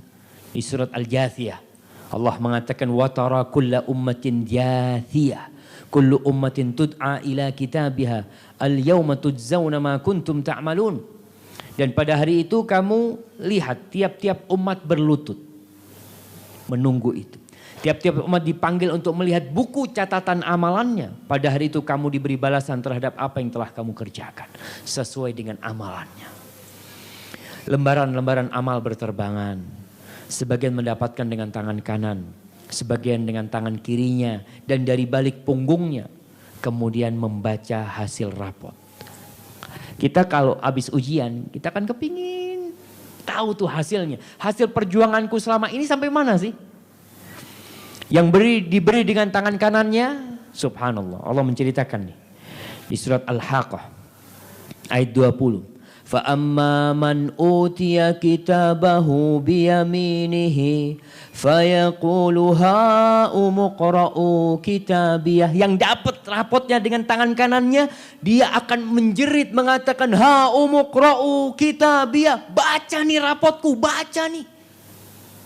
Dia minta kepada orang untuk membaca. Seperti orang kalau dia sukses dia akan minta, "Mak, baca mak nih mak, ana sukses mak." Subhanallah jamaah. Dan dalam kondisi menanti seperti itu, kita lihat sebagian orang ada yang takut. Mau buka rapotnya takut. Tapi orang yang dapat dengan tangan kanannya langsung dia tahu. Baca nih. Karena sudah tanda dengan tangan kanan berarti baik yang dia dapat. Inni dhanantu anni mulaqin hisabiyah. Aku yakin kalau aku akan mendapatkan perhitunganku ini. Aku yakin. Yakin dengan adanya hari akhir. Ketika dia beramal dia yakin amalanku semua akan dimintai pertanggungjawaban. Dan aku akan mendapatkan ganjaran. Seperti tadi kita bicarakan. Kenapa seorang itu mau bekerja puluhan tahun? Karena ada janji pensiunan kadang-kala dia mau.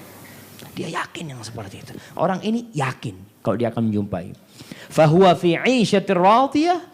Maka orang itu berada di kehidupan yang diridhai. Fi jannatin 'aliyah. Di surga yang tinggi. Qutufuha daniyah. Buah-buahannya dekat untuk memetiknya. Kulu washrabu hani'an bima aslaftum fil ayyamil khaliyah. Makan dan minumlah dengan sedap disebabkan amal yang kamu kerjakan pada hari-hari yang telah berlalu. Tetap harus ada amal. Bagaimana dengan yang diberi dengan tangan kirinya? Allah mengatakan wa amma man utiya kitabahu bishimalihi fayaqulu ya laitani lam uta kitabiyah. Adapun yang mendapatkan kitabnya dengan tangan kirinya, rapotnya dengan tangan kirinya, dia mengatakan andai kata aku tidak mendapatkan kitab ini. Dia sudah tahu ketika dia pegang udah habis. Walam adri ma hisabiyah, dia kata aku nggak ada urusan, nggak tahu dengan urusan hisabku ini. Karena dia nggak ada keyakinan akan adanya hisab. Ya laitaha kanatil qadhiyah, andai kata kehidupan itu, kematian itu menyelesaikan segalanya. Jamaah, kalau orang setelah mati itu selesai, mati selesai, maka kematian tempat istirahat. Kenapa sebagian orang bunuh diri? Ketika dia mendapatkan problematika yang dahsyat dalam dunia ini, dia bunuh diri. Karena menurut dia mati itu menyelesaikan segalanya. Tidak. Bahkan di situ ada hisab, ada azab. Di situ ada azab kubur ya. Enggak selesai kita. Maka orang ini berharapkan andai kata selesai dengan kematian itu dulunya. Ma aghna anni maliya. Hartaku enggak berguna. Wallahi enggak berguna jemaah. Berapa yang kita bawa enggak berguna.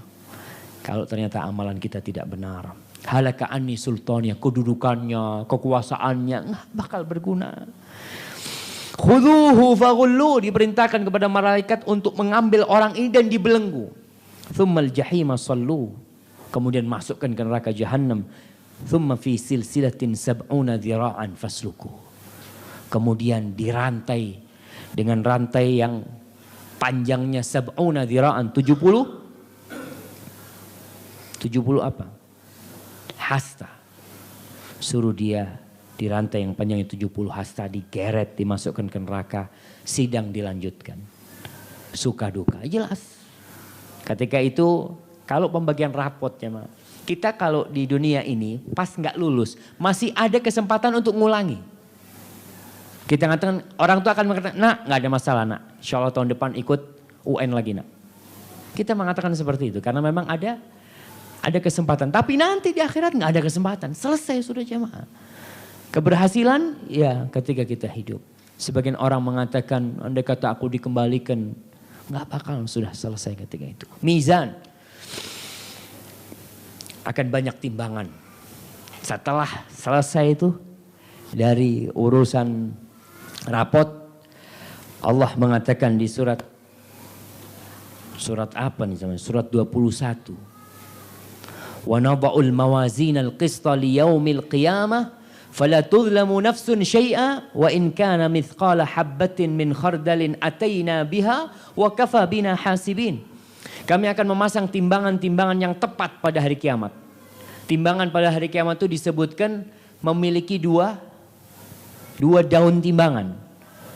Jadi timbangannya bukan digital. Timbangan digital kan daun timbangannya satu. Taruh di tengah, selesai muncul. Enggak. Untuk menunjukkan keadilan akan ditampakkan itu. Amalan buruk, amalan kebajikan ditimbang. Mana yang lebih berat ketika itu.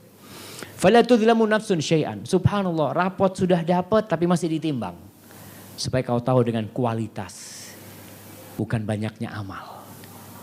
Karena ada orang yang banyak amalnya ditaruh di timbangan seperti kapas. Jemaah. Akan ada. Tapi ada orang yang sedikit amalan ditaruh itu bisa berat sekali. Kembali kita bicarakan tentang kualitas dari amalan kita.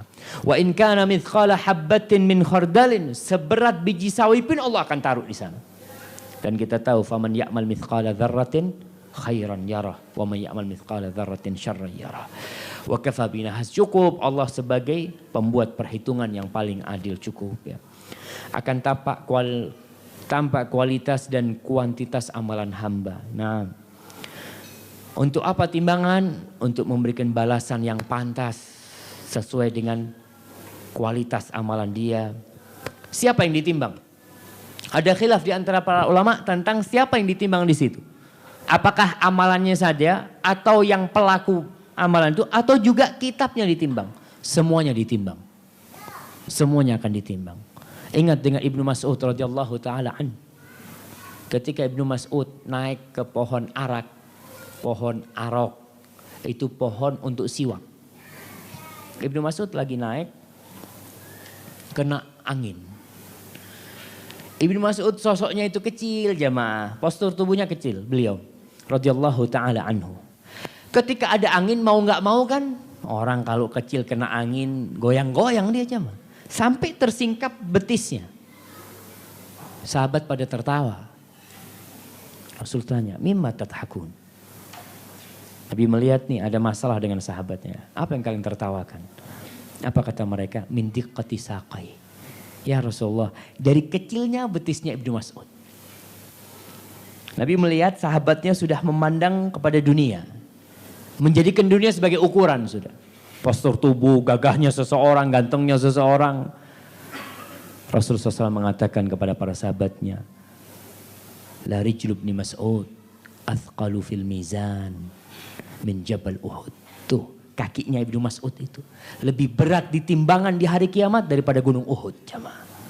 Subhanallah. Rasul senantiasa tatkala melihat sahabatnya itu mulai ya ada satu kemelencengan lah jalan yang lurus, Rasul kembalikan lagi mereka. Jangan menjadikan dunia ini sebagai ukuran. Itu kakinya Ibnu Mas'ud akan ditimbang pada hari kiamat jamaah. Kemudian ada dua kalimat yang ringan di lidah, dicintai Allah, dan berat di timbangan hari kiamat. Apa tuh? Anda kasih hadiah. Yang belum jawab nih, Masya Allah sini. Nah, Subhanallah wa bihamdihi, Subhanallahil azim. Masya Allah, fadal. Iya. Rasul sallallahu alaihi wasallam mengatakan kalimatani khafifatani 'alal lisan. Dua kalimat yang ringan di lidah. Thaqilatani fil mizan, berat di timbangan. Habibatani ilar rahman, dicintai oleh Ar-Rahman, Allah yang Maha Pengasih. Apa? Subhanallah wa bihamdihi, Subhanallahil azim. Jadi amalan juga ditimbang, kemudian kitab-kitab pun juga ditimbang. Agar tampak keadilan itu, maka terputus semua alasan. Nggak ada alasan lagi, aku masih belum selesai urusanku, nggak ada. Mau apa lagi? Sidang sudah selesai. Rapot sudah dibagikan. Kau semua akan membaca rapotnya itu.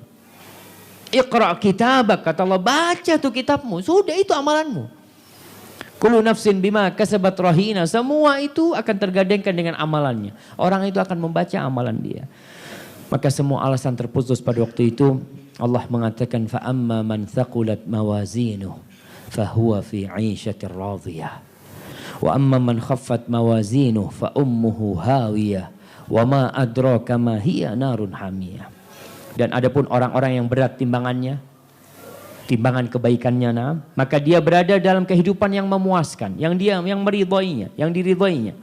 Dan adapun orang-orang yang ringan timbangan kebaikannya, maka tempat kembalinya adalah neraka hawiyah. Tahukah kamu apa neraka hawiyah itu? Yaitu api yang sangat panas, jemaah. Na'udzubillahi minan nar. Baik. Kita lanjutkan di pengelompokan manusia. Selesai ditimbang, manusia dikelompokkan. Bendera-bendera dikibarkan. Jadi untuk melihat kelompok orang itu kan pakai bendera. Kita lihat kelompok-kelompok klub bola punya bendera masing-masing. Ketika peperangan terjadi semua punya bendera masing-masing. Seperti itu pada waktu di padang mahsyar. Ada bendera. Benderanya Nabi Muhammad juga dikibarkan. Benderanya Nabi Ibrahim, Nabi Musa.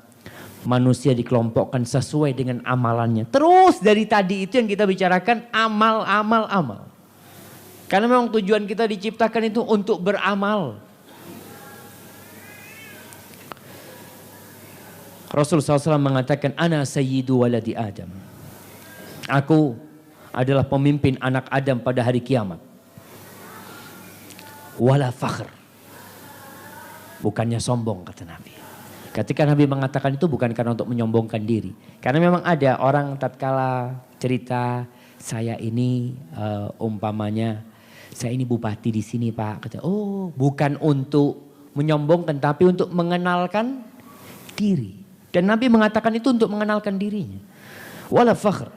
Wa biyadi liwa'ul hamdi wala fakhr. Dan di tanganku bendera alhamd. Dan bukannya sombong. Nabi ingin menjelaskan hal itu karena itu bukan karena kesombongan beliau mengatakan itu. Wa ma min nabiyyin yauma idzin Adam faman siwahu illa tahta liwa'i. Semua nabi dari Nabi Adam sampai yang terakhir sampai Nabi Isa berada di balik benderaku. Nabi yang paling di depan membawa bendera itu.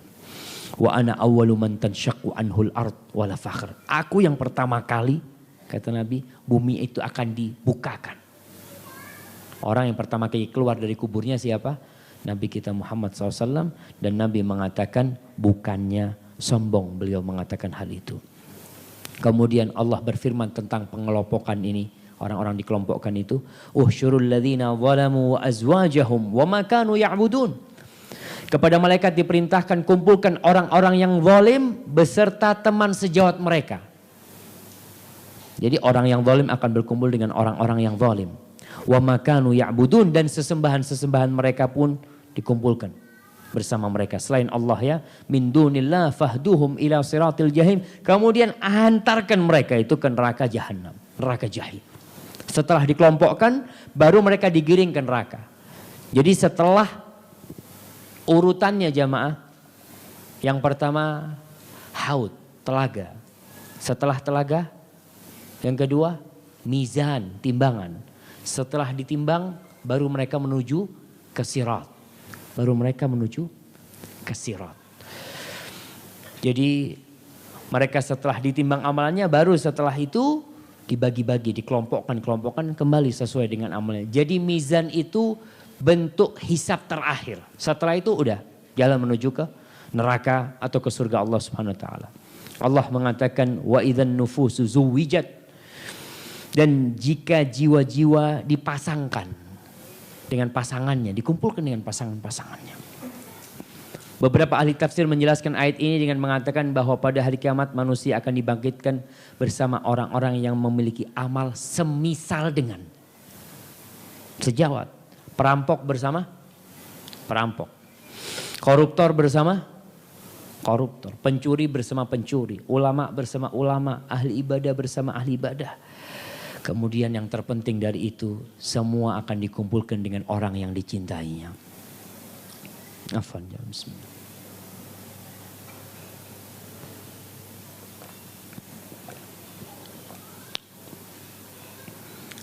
Berapa menit lagi? Masih lama, siap. Kita akan masuk ke tanya jawab sebentar lagi setelah bab ini. Akan dihimpun dan dikumpulkan dengan orang yang dicintai. Siapa yang kita cintai, bersama dia kita akan dikumpulkan. Maka kita jangan gampang-gampang mencintai orang. Ada orang yang cintanya diumbar ke sana kemari. Semua orang-orang dia cintai. Orang-orang yang buruk dia cintai. Anas bin Malik radhiyallahu ta'ala anhu menceritakan. Ja'a rajulun ila Rasulillah SAW. Datang seorang lelaki kepada Nabi Muhammad SAW. Faqala ya Rasulullah mata sa'ah. Orang ini tanya, ya Rasulullah kapan kiamat? Subhanallah ya.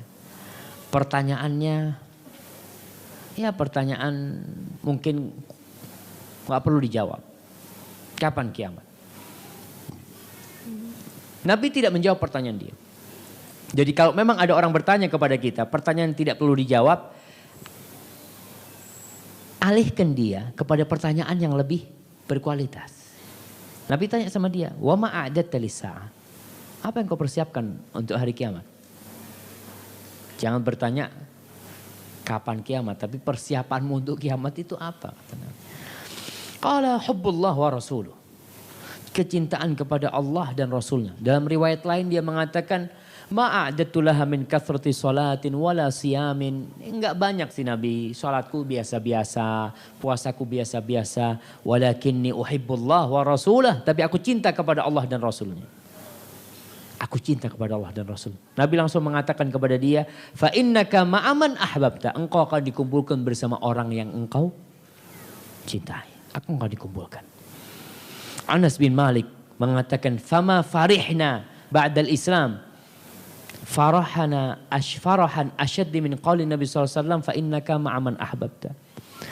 Kata Anas mengatakan, kita nih tidak pernah gembira setelah masuk Islam seperti gembiranya kita mendengarkan hadis itu.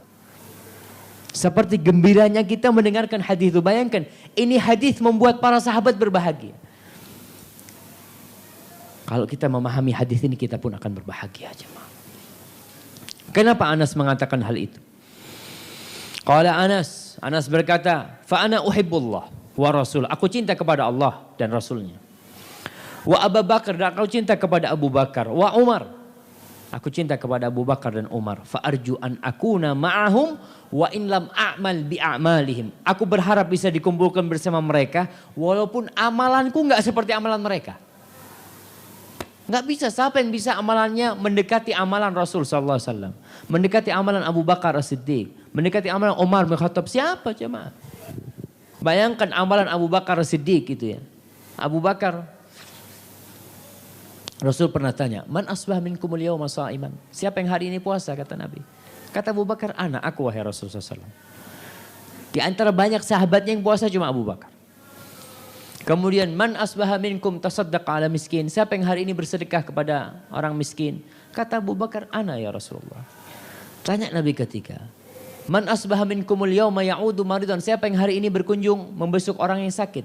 Abu Bakar mengatakan, ya Rasulullah. Aku wahai Rasulullah. Nabi tanya lagi. Yang keempat pertanyaannya, man asbaha minkumul yawma yatba'ul janazah. Siapa yang hari ini mengantarkan jenazah? Apa jawab Abu Bakar? Ana. Siapa yang bisa amalannya seperti itu? Nabi mengatakan, majtama'na fi imrin illa dakhal jannah. Itu amalan kalau kumpul di satu orang, masuk surga itu orang. Maka usahakan kita punyalah sehari kita bisa mengamalkan 4 amalan itu jamaah. Kalau nggak bisa 2, nggak bisa 3, ya nggak bisa 4 lah jamaah, kita amalkan semuanya insyaAllah.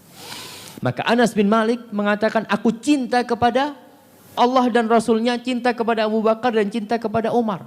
Cinta ini bukan hanya ucapan di lisan. Orang gampang ngomong cinta, tapi bukti. Apa bukti kau cinta kepada Allah? Apa bukti kau cinta kepada Rasul SAW? Tatkala orang-orang pada mengobrol dan mengumbar cinta mereka, Allah turunkan ayatul imtihan, ayat ujian tentang kebenaran cinta mereka. Allah berfirman, "Qul in kuntum tuhibbunallah fattabi'uni yuhibbukumullah wa yaghfir lakum dzunubakum." Kalau kalian benar cinta kepada Allah, ikuti aku, kata Nabi. Allah akan cinta kepada kalian. Dan Allah akan mengampuni dosa-dosa kalian. Jadi ukuran cinta itu bukan dengan lisan. Tapi cinta itu dengan bukti dan amal perbuatan. Tunjukkan kecintaan kita kepada Allah dan Rasulnya. Insya Allah kita akan dikumpulkan. Masya Allah adik. Ya, ini ada yang cari. Masya Allah. Mana ibunya nih? Jamaah kelihatan ibu-ibu nih. Ini kehilangan ibunya. Bapaknya ada nggak? Masya Allah. Oh, ada yang angkat tangan tuh bapaknya di sana. Siap, aman. Aman, jamaah. Masya Allah.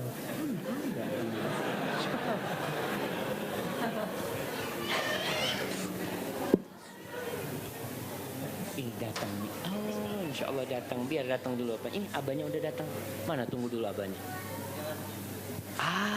Itu datang abahnya. Masya Allah.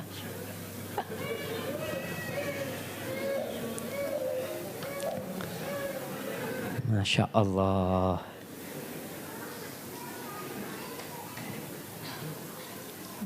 Anak itu zinatul hayatid dunya. Perhiasan kehidupan dunia. Dan kita kalau kehilangan anak, jamaah, Allahu Akbar. Kenapa kok orang yang kehilangan anak itu pahalanya surga? Kalau dia bersabar. Karena berat, nggak seperti kehilangan mobil, jemaah. Kita kalau kehilangan mobil udah selesai lah. Insya Allah kita cari lagi. Tapi kalau anak yang hilang dengan diambil sama Allah Subhanahu Wa Taala, dicabut nyawanya ketika anak itu kecil, Allahu Akbar.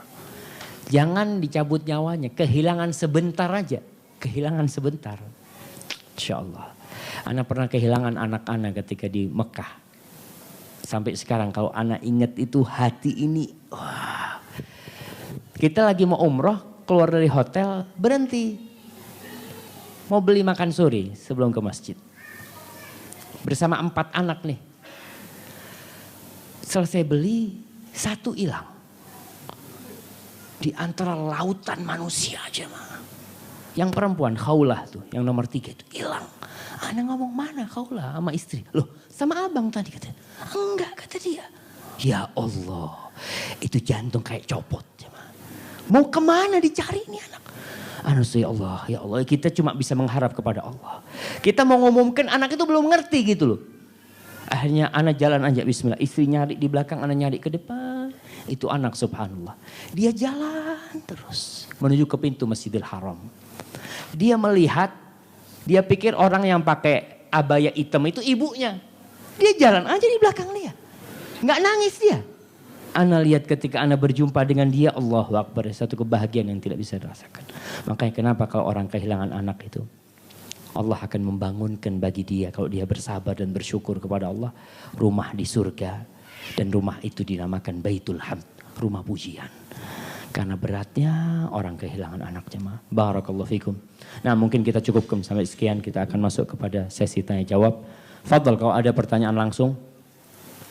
Nah silahkan, ada satu. Mic-nya di mana? Assalamualaikum warahmatullahi wabarakatuh, Ustaz. Waalaikumsalam warahmatullahi wabarakatuh. Tadi disebutkan salah satu golongan yang diberi naungan di padang mahsyar adalah orang yang bersedekah dan menyembunyikan sedekahnya hingga tangan kirinya tidak mengetahui apa yang disedekahkan oleh tangan kanannya. Pertanyaannya, gimana kalau kita melakukan itu namun mengakibatkan keributan atau cekcok antara suami dan istri di rumah. Misalnya simpel aja, kok gaji kurang gitu kan. Terus istri marah gitu kan. Kita mau bohong, apakah boleh dan gimana siasatnya. Atau bahkan ada barang berharga gitu. Dari kita ditanya istri, mana barangnya? Ya kita bilang hilang gitu, berbohong. Padahal untuk sedekah apakah itu diperbolehkan? Nah, lalu apakah orang yang masuk dalam 7 golongan yang diberi naungan di padang mahsyar itu otomatis mendapat raport di tangan kanan gitu, langsung masuk surga? Nah, mohon penjelasannya. Terima kasih Barakallahu Ustaz. fikum. Siap. Ya, pertanyaan yang sangat indah sekali. Kita nanti akan berbicara tentang rumah tangga sebenarnya nanti malam, tapi ini udah dimulai dulu nih. Istri kita tuh nggak harus tahu gaji kita, Pak. Nggak ada syariatnya, jadi harus laporan sama istri gitu kan. Assalamualaikum, ini gajinya gitu kan, setoran. Bukan, istri kita wajib kita bahagiakan dia. Kita cukupin ke dia, kita beri nafkah dia. Itu kewajiban kita. Tidak semua yang kita dapatkan harus laporkan kepada istri, tidak. Dan istri pun tidak harus mengorek keterangan gitu ya. Kau berapa gajinya? Sini. Laporan gitu kan, tanda tangan gitu kan ketika penyerahan. Enggak seperti itu. Ar-rijalu qawwamuna 'alan nisa. Lelaki itulah pemimpin di rumah. Maka dia yang seharusnya memimpin di rumah itu. Istri itu sebagai menteri dalam negeri lah. Dia yang ngurus urusan dalam, kau, aku urusan luar. Cukupi istri kita. Memang kalau istri nggak dicukupin, istri itu boleh ngambil hartanya suami. Kalau nggak cukup, Allah mengatakan liyunfiq dzu sa'atin min sa'atih. Wa man qudira 'alaihi rizquhu falyunfiq mimma ataahu Allah. Kata Allah, hendaklah seorang suami itu memberikan nafkah kepada istrinya sesuai dengan keluasan dia. Orang yang gajinya umpamanya sebulan 10 juta, masa dia belanjanya 1 juta? Ya tidaklah, nggak cukup lah, ente sesuai. Kalau ente gajinya banyak, uang belanjanya cukup. Dan kasih hadiah kepada istri kita. Wa man qudira 'alaihi rizquhu falyunfiq mimma ataahu Allah. Yang disempitkan rezekinya, ya dia berikan kepada istrinya sesuai dengan kemampuan dia. Dia gajinya 1 juta, ya tolonglah. Biasanya suami-suami kalau gajinya kecil laporan sama istrinya. Kalau gajinya sedikit laporan, nih aku cuma uangnya segini nih, sudah ente urus. Tapi kalau sudah banyak, mulai itu. Udahlah, ente gak usah ngurusin lah. Yang penting dapat gitu kan. Kita tetap harus berbagi dengan istri kita. Kalau banyak yang kita dapatkan, ya bagi yang banyak. Sesuai dengan kemampuan kita. Jangan bakhil. Kalau kita pelit, istri kita berhak ngambil harta kita. Tanpa kita tahu. Dan tidak terhitung mencuri itu. Karena hak dia. Hind binti Utbah ketika datang kepada Rasulullah SAW menceritakan suaminya itu tidak memberikan nafkah yang cukup. Boleh nggak aku ngambil buat aku dan buat keluargaku? Apa kata Rasulullah SAW? Khudhi bil ma'ruf. Ambillah dengan cara yang baik. Maksudnya sesuai dengan kebutuhan. Jadi, kalau umpamanya butuhnya 1 juta, jangan ngambil 10 juta dari suaminya. Enggak, sesuai dengan kebutuhan. Jadi bagaimana kalau tadi dikatakan kalau bersedekah secara sembunyi-sembunyi, akhirnya bikin ribut di rumah. Ya mungkin karena pengaturannya tadi. Istri semua tahu berapa dapat duit nih si suami. Enggak harus tahu. Kita ini seorang lelaki punya kewajiban banyak. Bukan cuma sama istri. Dia punya kewajiban berbakti sama orang tuanya.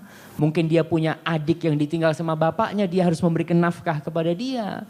Karena seorang lelaki itu kenapa kalau dapat warisan lebih banyak dari kaum wanita? Kenapa? Karena bukan buat dia sendiri. Kalau seorang istri dapat warisan, buat siapa itu? Buat dia sendiri. Bukan buat anaknya. Dia nggak punya kewajiban ngasih nafkah kepada anaknya. Siapa yang memberikan nafkah? Suaminya. Jadi duit itu memang benar-benar murni untuk dia. Maka seorang suami terkadang terkungkung, terbelenggu, tidak bisa berbuat baik gara-gara istrinya. Ya sudah mulai sekarang dikatakan, bahkan ada orang-orang yang ATM-nya dipegang istrinya. Gitu kan, silahkan, Mbak mau minta nih, cukup-cukupin sebulan 300.000. Jangan minta lagi gitu kan. Masya Allah, jangan seperti itu. Karena kita punya kewajiban yang banyak. Yang penting kita bahagiakan istri kita. Jangan sampai kita menzalimin istri kita. Karena Nabi ketika ditanya tentang sedekah, ibda biman ta'ul, mulailah dengan yang menjadi tanggung jawabmu. Siapa yang jadi tanggung jawab kita? Itu yang kita berikan kepada mereka. Orang tua kita, tanggung jawab kita. Kita punya adik kita yang belum menikah umpamanya, yang dia bersama ibu kita mungkin yang sendirian, maka si kakak punya kewajiban untuk memperhatikan itu adiknya. Jadi bukan hanya kadang-kala istri merasa suaminya itu milik dia. Bukan, milik orang banyak tuh suaminya masih. Karena dia masih punya orang tua, kecuali sudah gak punya siapa-siapa, ya dia jadi milik istrinya saja. Kalau memang membuat percecokan, ya bagaimanalah discuss sama istri kita gimana kalau berapa persen kita keluarkan untuk sedekah. Jadi cukup yang tahu cuma suami istri, nggak ada orang lain yang tahu. Tapi berusaha Kalau kita dapat rizki, umpamanya, yang istri kita nggak tahu, nggak akan ditanya tuh rizki, kita kasih. Itu amal yang perlu kita sembunyikan. Terus pertanyaan kedua, apakah orang yang dapat naungan itu dari Allah nanti ada kepastian dia dapat rapot dengan tangan kanannya, timbangannya berat, masuk surga? Belum tentu jamaah. Karena itu kan ada amalan-amalan khusus. Nanti kan amalan itu ditimbang dengan amalan-amalan lainnya.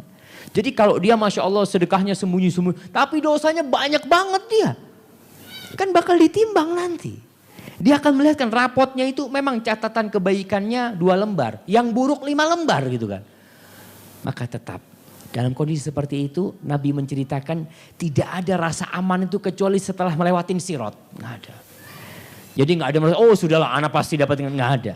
Karena yang dapat dengan tangan kanan juga akan ditimbang nanti masih.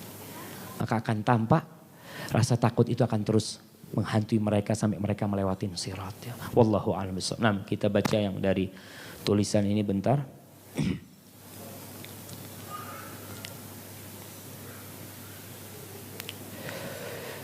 Nah, Ustadz, di pembahasan sebelumnya, di alam barzakh manusia mendapatkan pakaian dari neraka dan ada yang dari surga.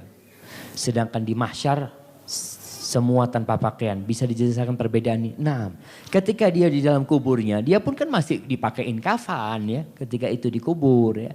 Kemudian dia yang perempuan juga masih dengan kafannya. Itu kondisi di alam barzakh.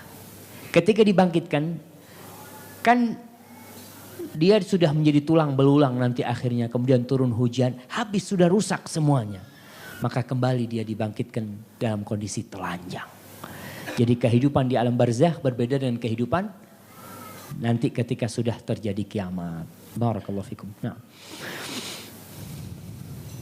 Assalamualaikum warahmatullahi wabarakatuh. Ustaz, bagaimana hukumnya apabila kita makan di restoran yang ada live musiknya?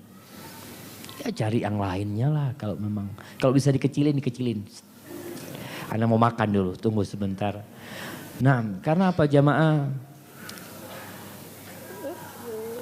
Manusia itu butuh lingkungan yang mendukung keimanan dia. Di mana-mana kita sudah, ya lingkungannya memang benar jauh dari Islam. Sampai kemarin yang membuat saya bingung ketika ada undangan untuk bikini party. Subhanallah, sampai kayak gitu bayangkan jamaah. Melihat ada seorang anak muda yang membunuh mantan pacarnya bersama pacarnya. Yang dijejelin koran katanya itu ya, sampai mati itu mantan pacarnya. Kata ibunya, ini anak Ustaz, saya bawa ngaji terus sejak kecil Ustaz. Nggak tahu kok bisa kayak gini. Itu lingkungan tadi. Kita nggak tahu dengan lingkungan mereka. Maka kita harus cari lingkungan yang baik. Ya kalau mau makan cari tempat yang paling nggak kita di tempat itu. Ana pernah masuk ke sebuah ada kafe jualan kopi tuh. Pulang dari Madura kita punya nasi bungkusan. Mau makan di mana nih? Mau makan di masjid nggak boleh. Akhirnya numpang beli kopi. Kopinya 40.000, nasinya 7.000 jamaah. Kita ya Allah kita bawa itu. Ana lagi makan itu di luar. Pas masuk ke dalam ada lagu haleluya. Ana lihat masa bener? Ana iya. Jadi lagu yang disetel itu lagu-lagu gereja jamaah. Maka hati-hati kita cari tempat seperti itu karena akan berpengaruh kepada anak kita ketika dia terbiasa mendengarkan yang seperti itu. Kesian anak-anak kita.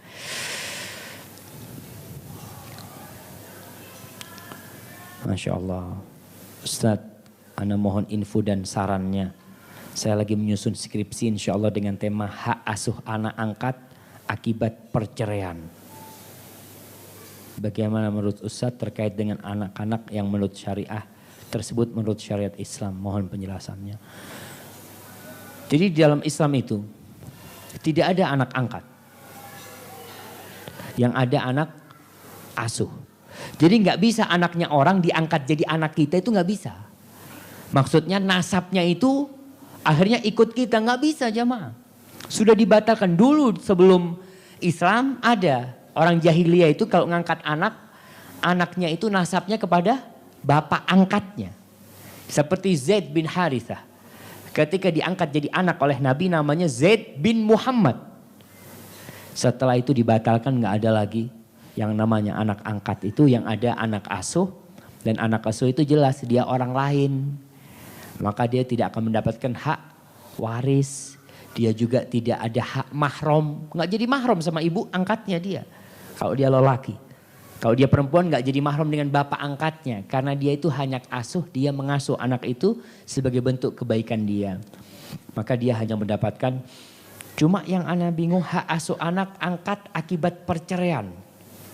Oh, anaknya orang karena cerai kemudian diambil orang, mungkin seperti itu. Maka itu jadi hak asuh, nasabnya tidak ikut ke bapaknya. Mungkin ini nanti bisa bertanya langsung kepada saya kalau mau nulis itu.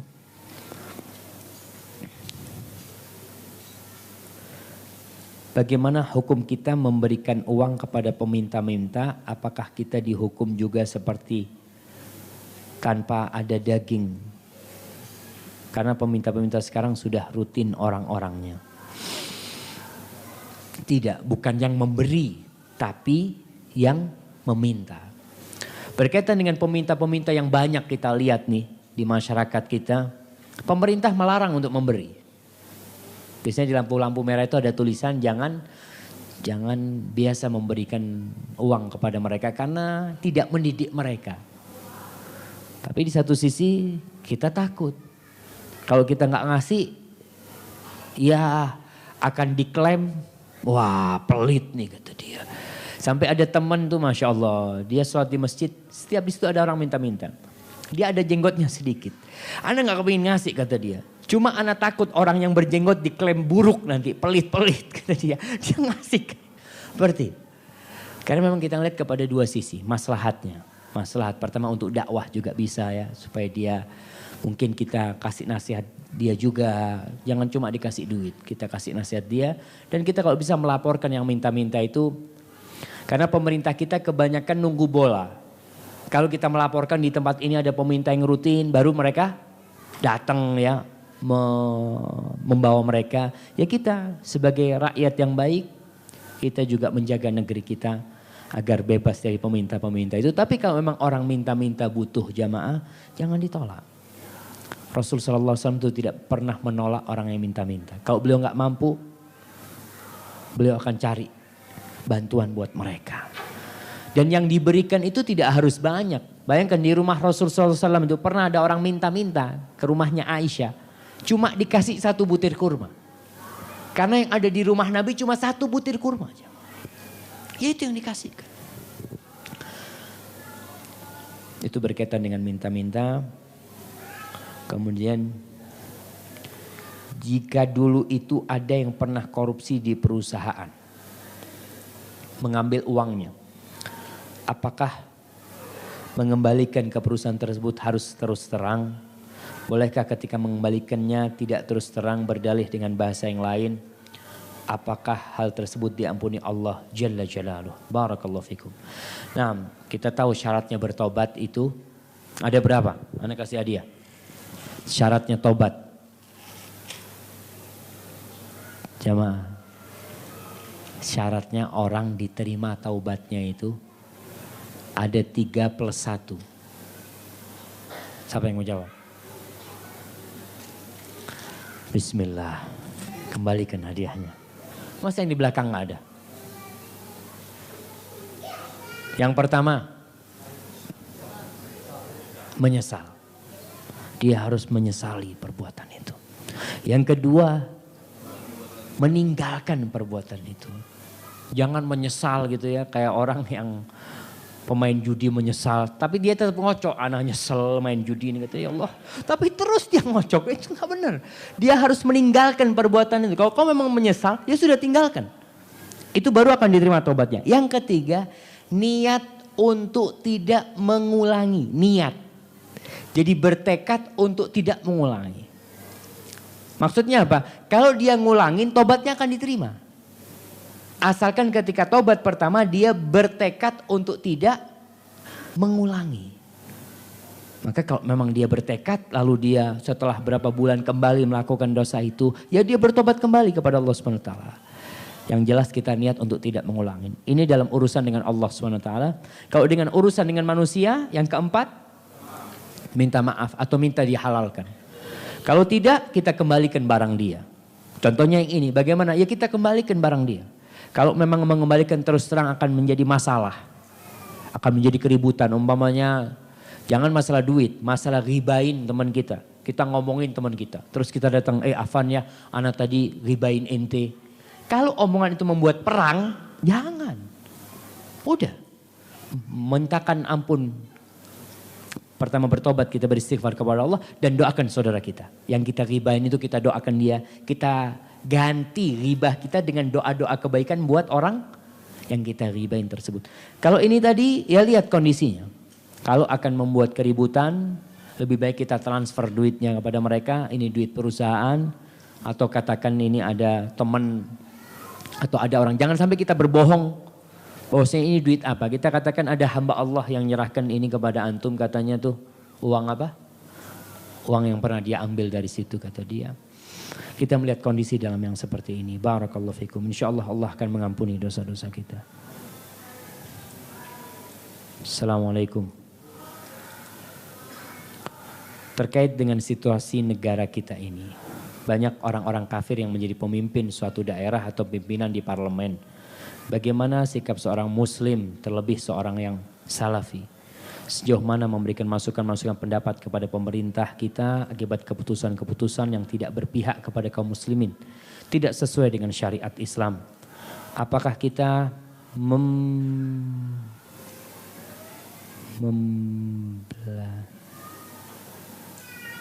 apakah kita mempercayakan saja kepada pemerintah, sementara bukan bidang ekonomi yang dikuasai orang-orang non-muslim, namun mungkin mereka pun berencana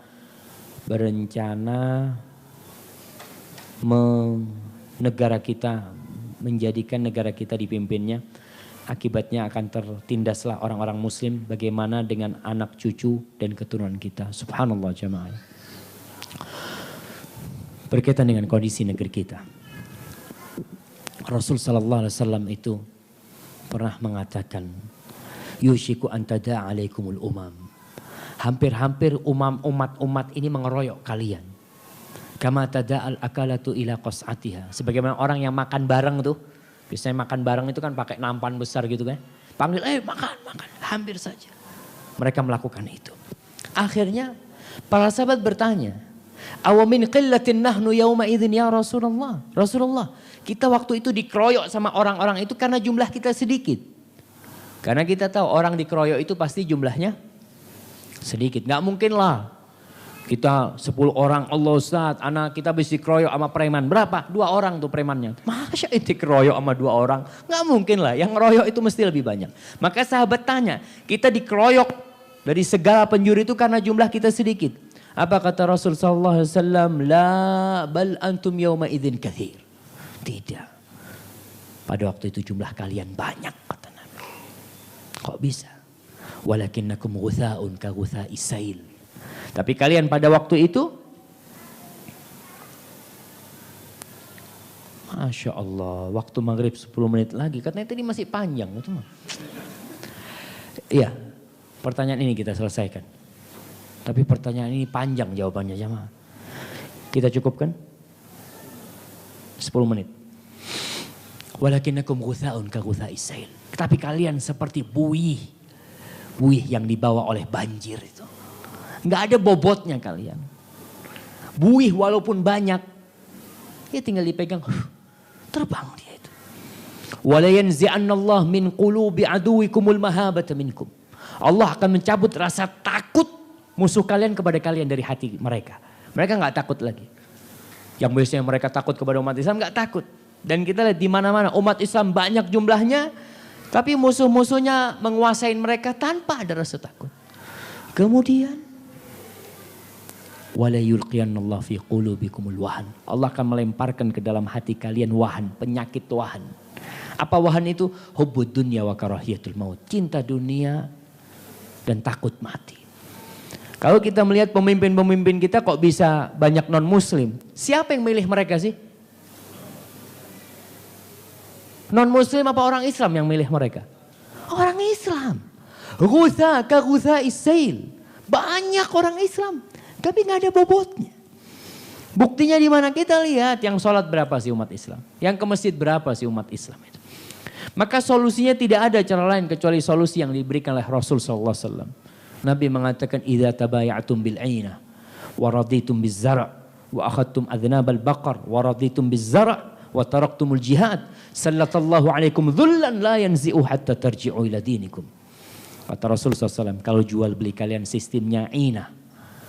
Inah itu sistem riba yang terselubung.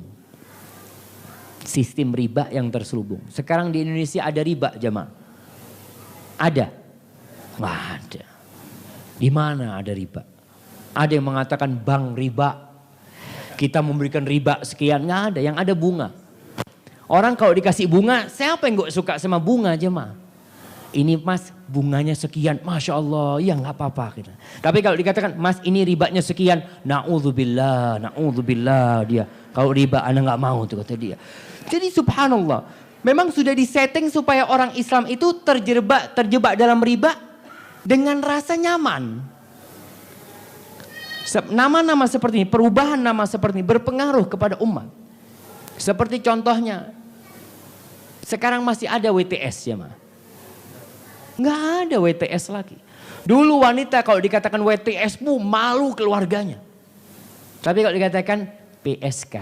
Oh apa kerjaannya? PSK. Masya Allah. Dia merasa. Tapi coba dia ngomong WTS. Malu dia. Anaknya akan malu. Keluarganya malu. Seperti itu yang terjadi di masa sekarang. Merubah nama-nama yang syar'i dengan nama yang tidak syar'i. Sehingga orang melakukan dosa itu dengan nyaman. Kalau jual beli kalian sistem ainah, itu sistem riba yang terselubung. Orang memanipulasi riba supaya tidak riba. Seakan-akan nggak riba, padahal tetap riba. Waraditum bizzara' wa akhadtum adnabal baqar. Kalian sudah sibuk dengan pertanian kalian ya. Kalian sibuk dengan ya untuk tanah-tanah sawah kalian, dengan villa kalian. Itu sibuk dengan dua ini kalian. Wa taraktumul jihad, dan kalian meninggalkan jihad. Sallallahu alaikum dhullan. Maka Allah akan menimpakan kepada kalian kehinaan. Hina kalian. Orang minoritas bisa nguasain yang mayoritas. Hina kalian. Terus gimana solusinya? Hatta tarji'u ila dinikum. Solusinya kalian kembali kepada agama kalian. Jadi kita kalau ingin negeri kita menjadi negeri yang aman, kembali ke agama Allah SWT. Dan ada 3 bahaya buat negeri kita. Yang pertama yang dikatakan terorisme. Yang kedua mungkin yang dikatakan Syiah. Dan yang ketiga, kristenisasi. Di mana negeri-negeri yang mayoritas non-muslim, mereka akan berusaha untuk membebaskan diri mereka dari Indonesia. Dan sudah terbukti, Timur Timur. Sekarang Papua, tetap yang ada yang mereka ingin membebaskan diri itu. Dan gencar sekali pemurtadan di tempat itu. Dengan harta mereka, Barat membantu untuk mengadakan pemurtadan itu. Karena di situ, kalau negeri itu sudah banyak non-muslimnya, sudah siap untuk apa istilahnya? Kalau minta membebaskan diri itu referendum, siap nanti. Karena mereka sudah mempersiapkan diri, jamaah.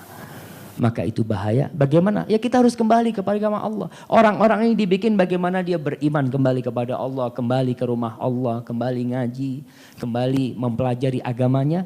Insya Allah kita nggak boleh tinggal diam di sini. Kita harus berdoa dan berusaha supaya negeri kita dijaga oleh Allah Subhanahu wa taala. Kita doakan pemerintah kita doakan Bapak Jokowi dan Bapak Yusuf Kala. Semoga Allah memberikan petunjuk kepada mereka berdua, memberikan taufiknya, membimbing mereka ke jalan surga Allah Subhanahu wa taala. Hadza wallahu a'lam bishawab. Insyaallah kita lanjutkan pada sesi yang besok pagi mungkin untuk pertanyaan-pertanyaan ini karena kita masuk akan tema keluarga nanti malam. Hadza wallahu a'lam bishawab. Assalamualaikum warahmatullahi wabarakatuh.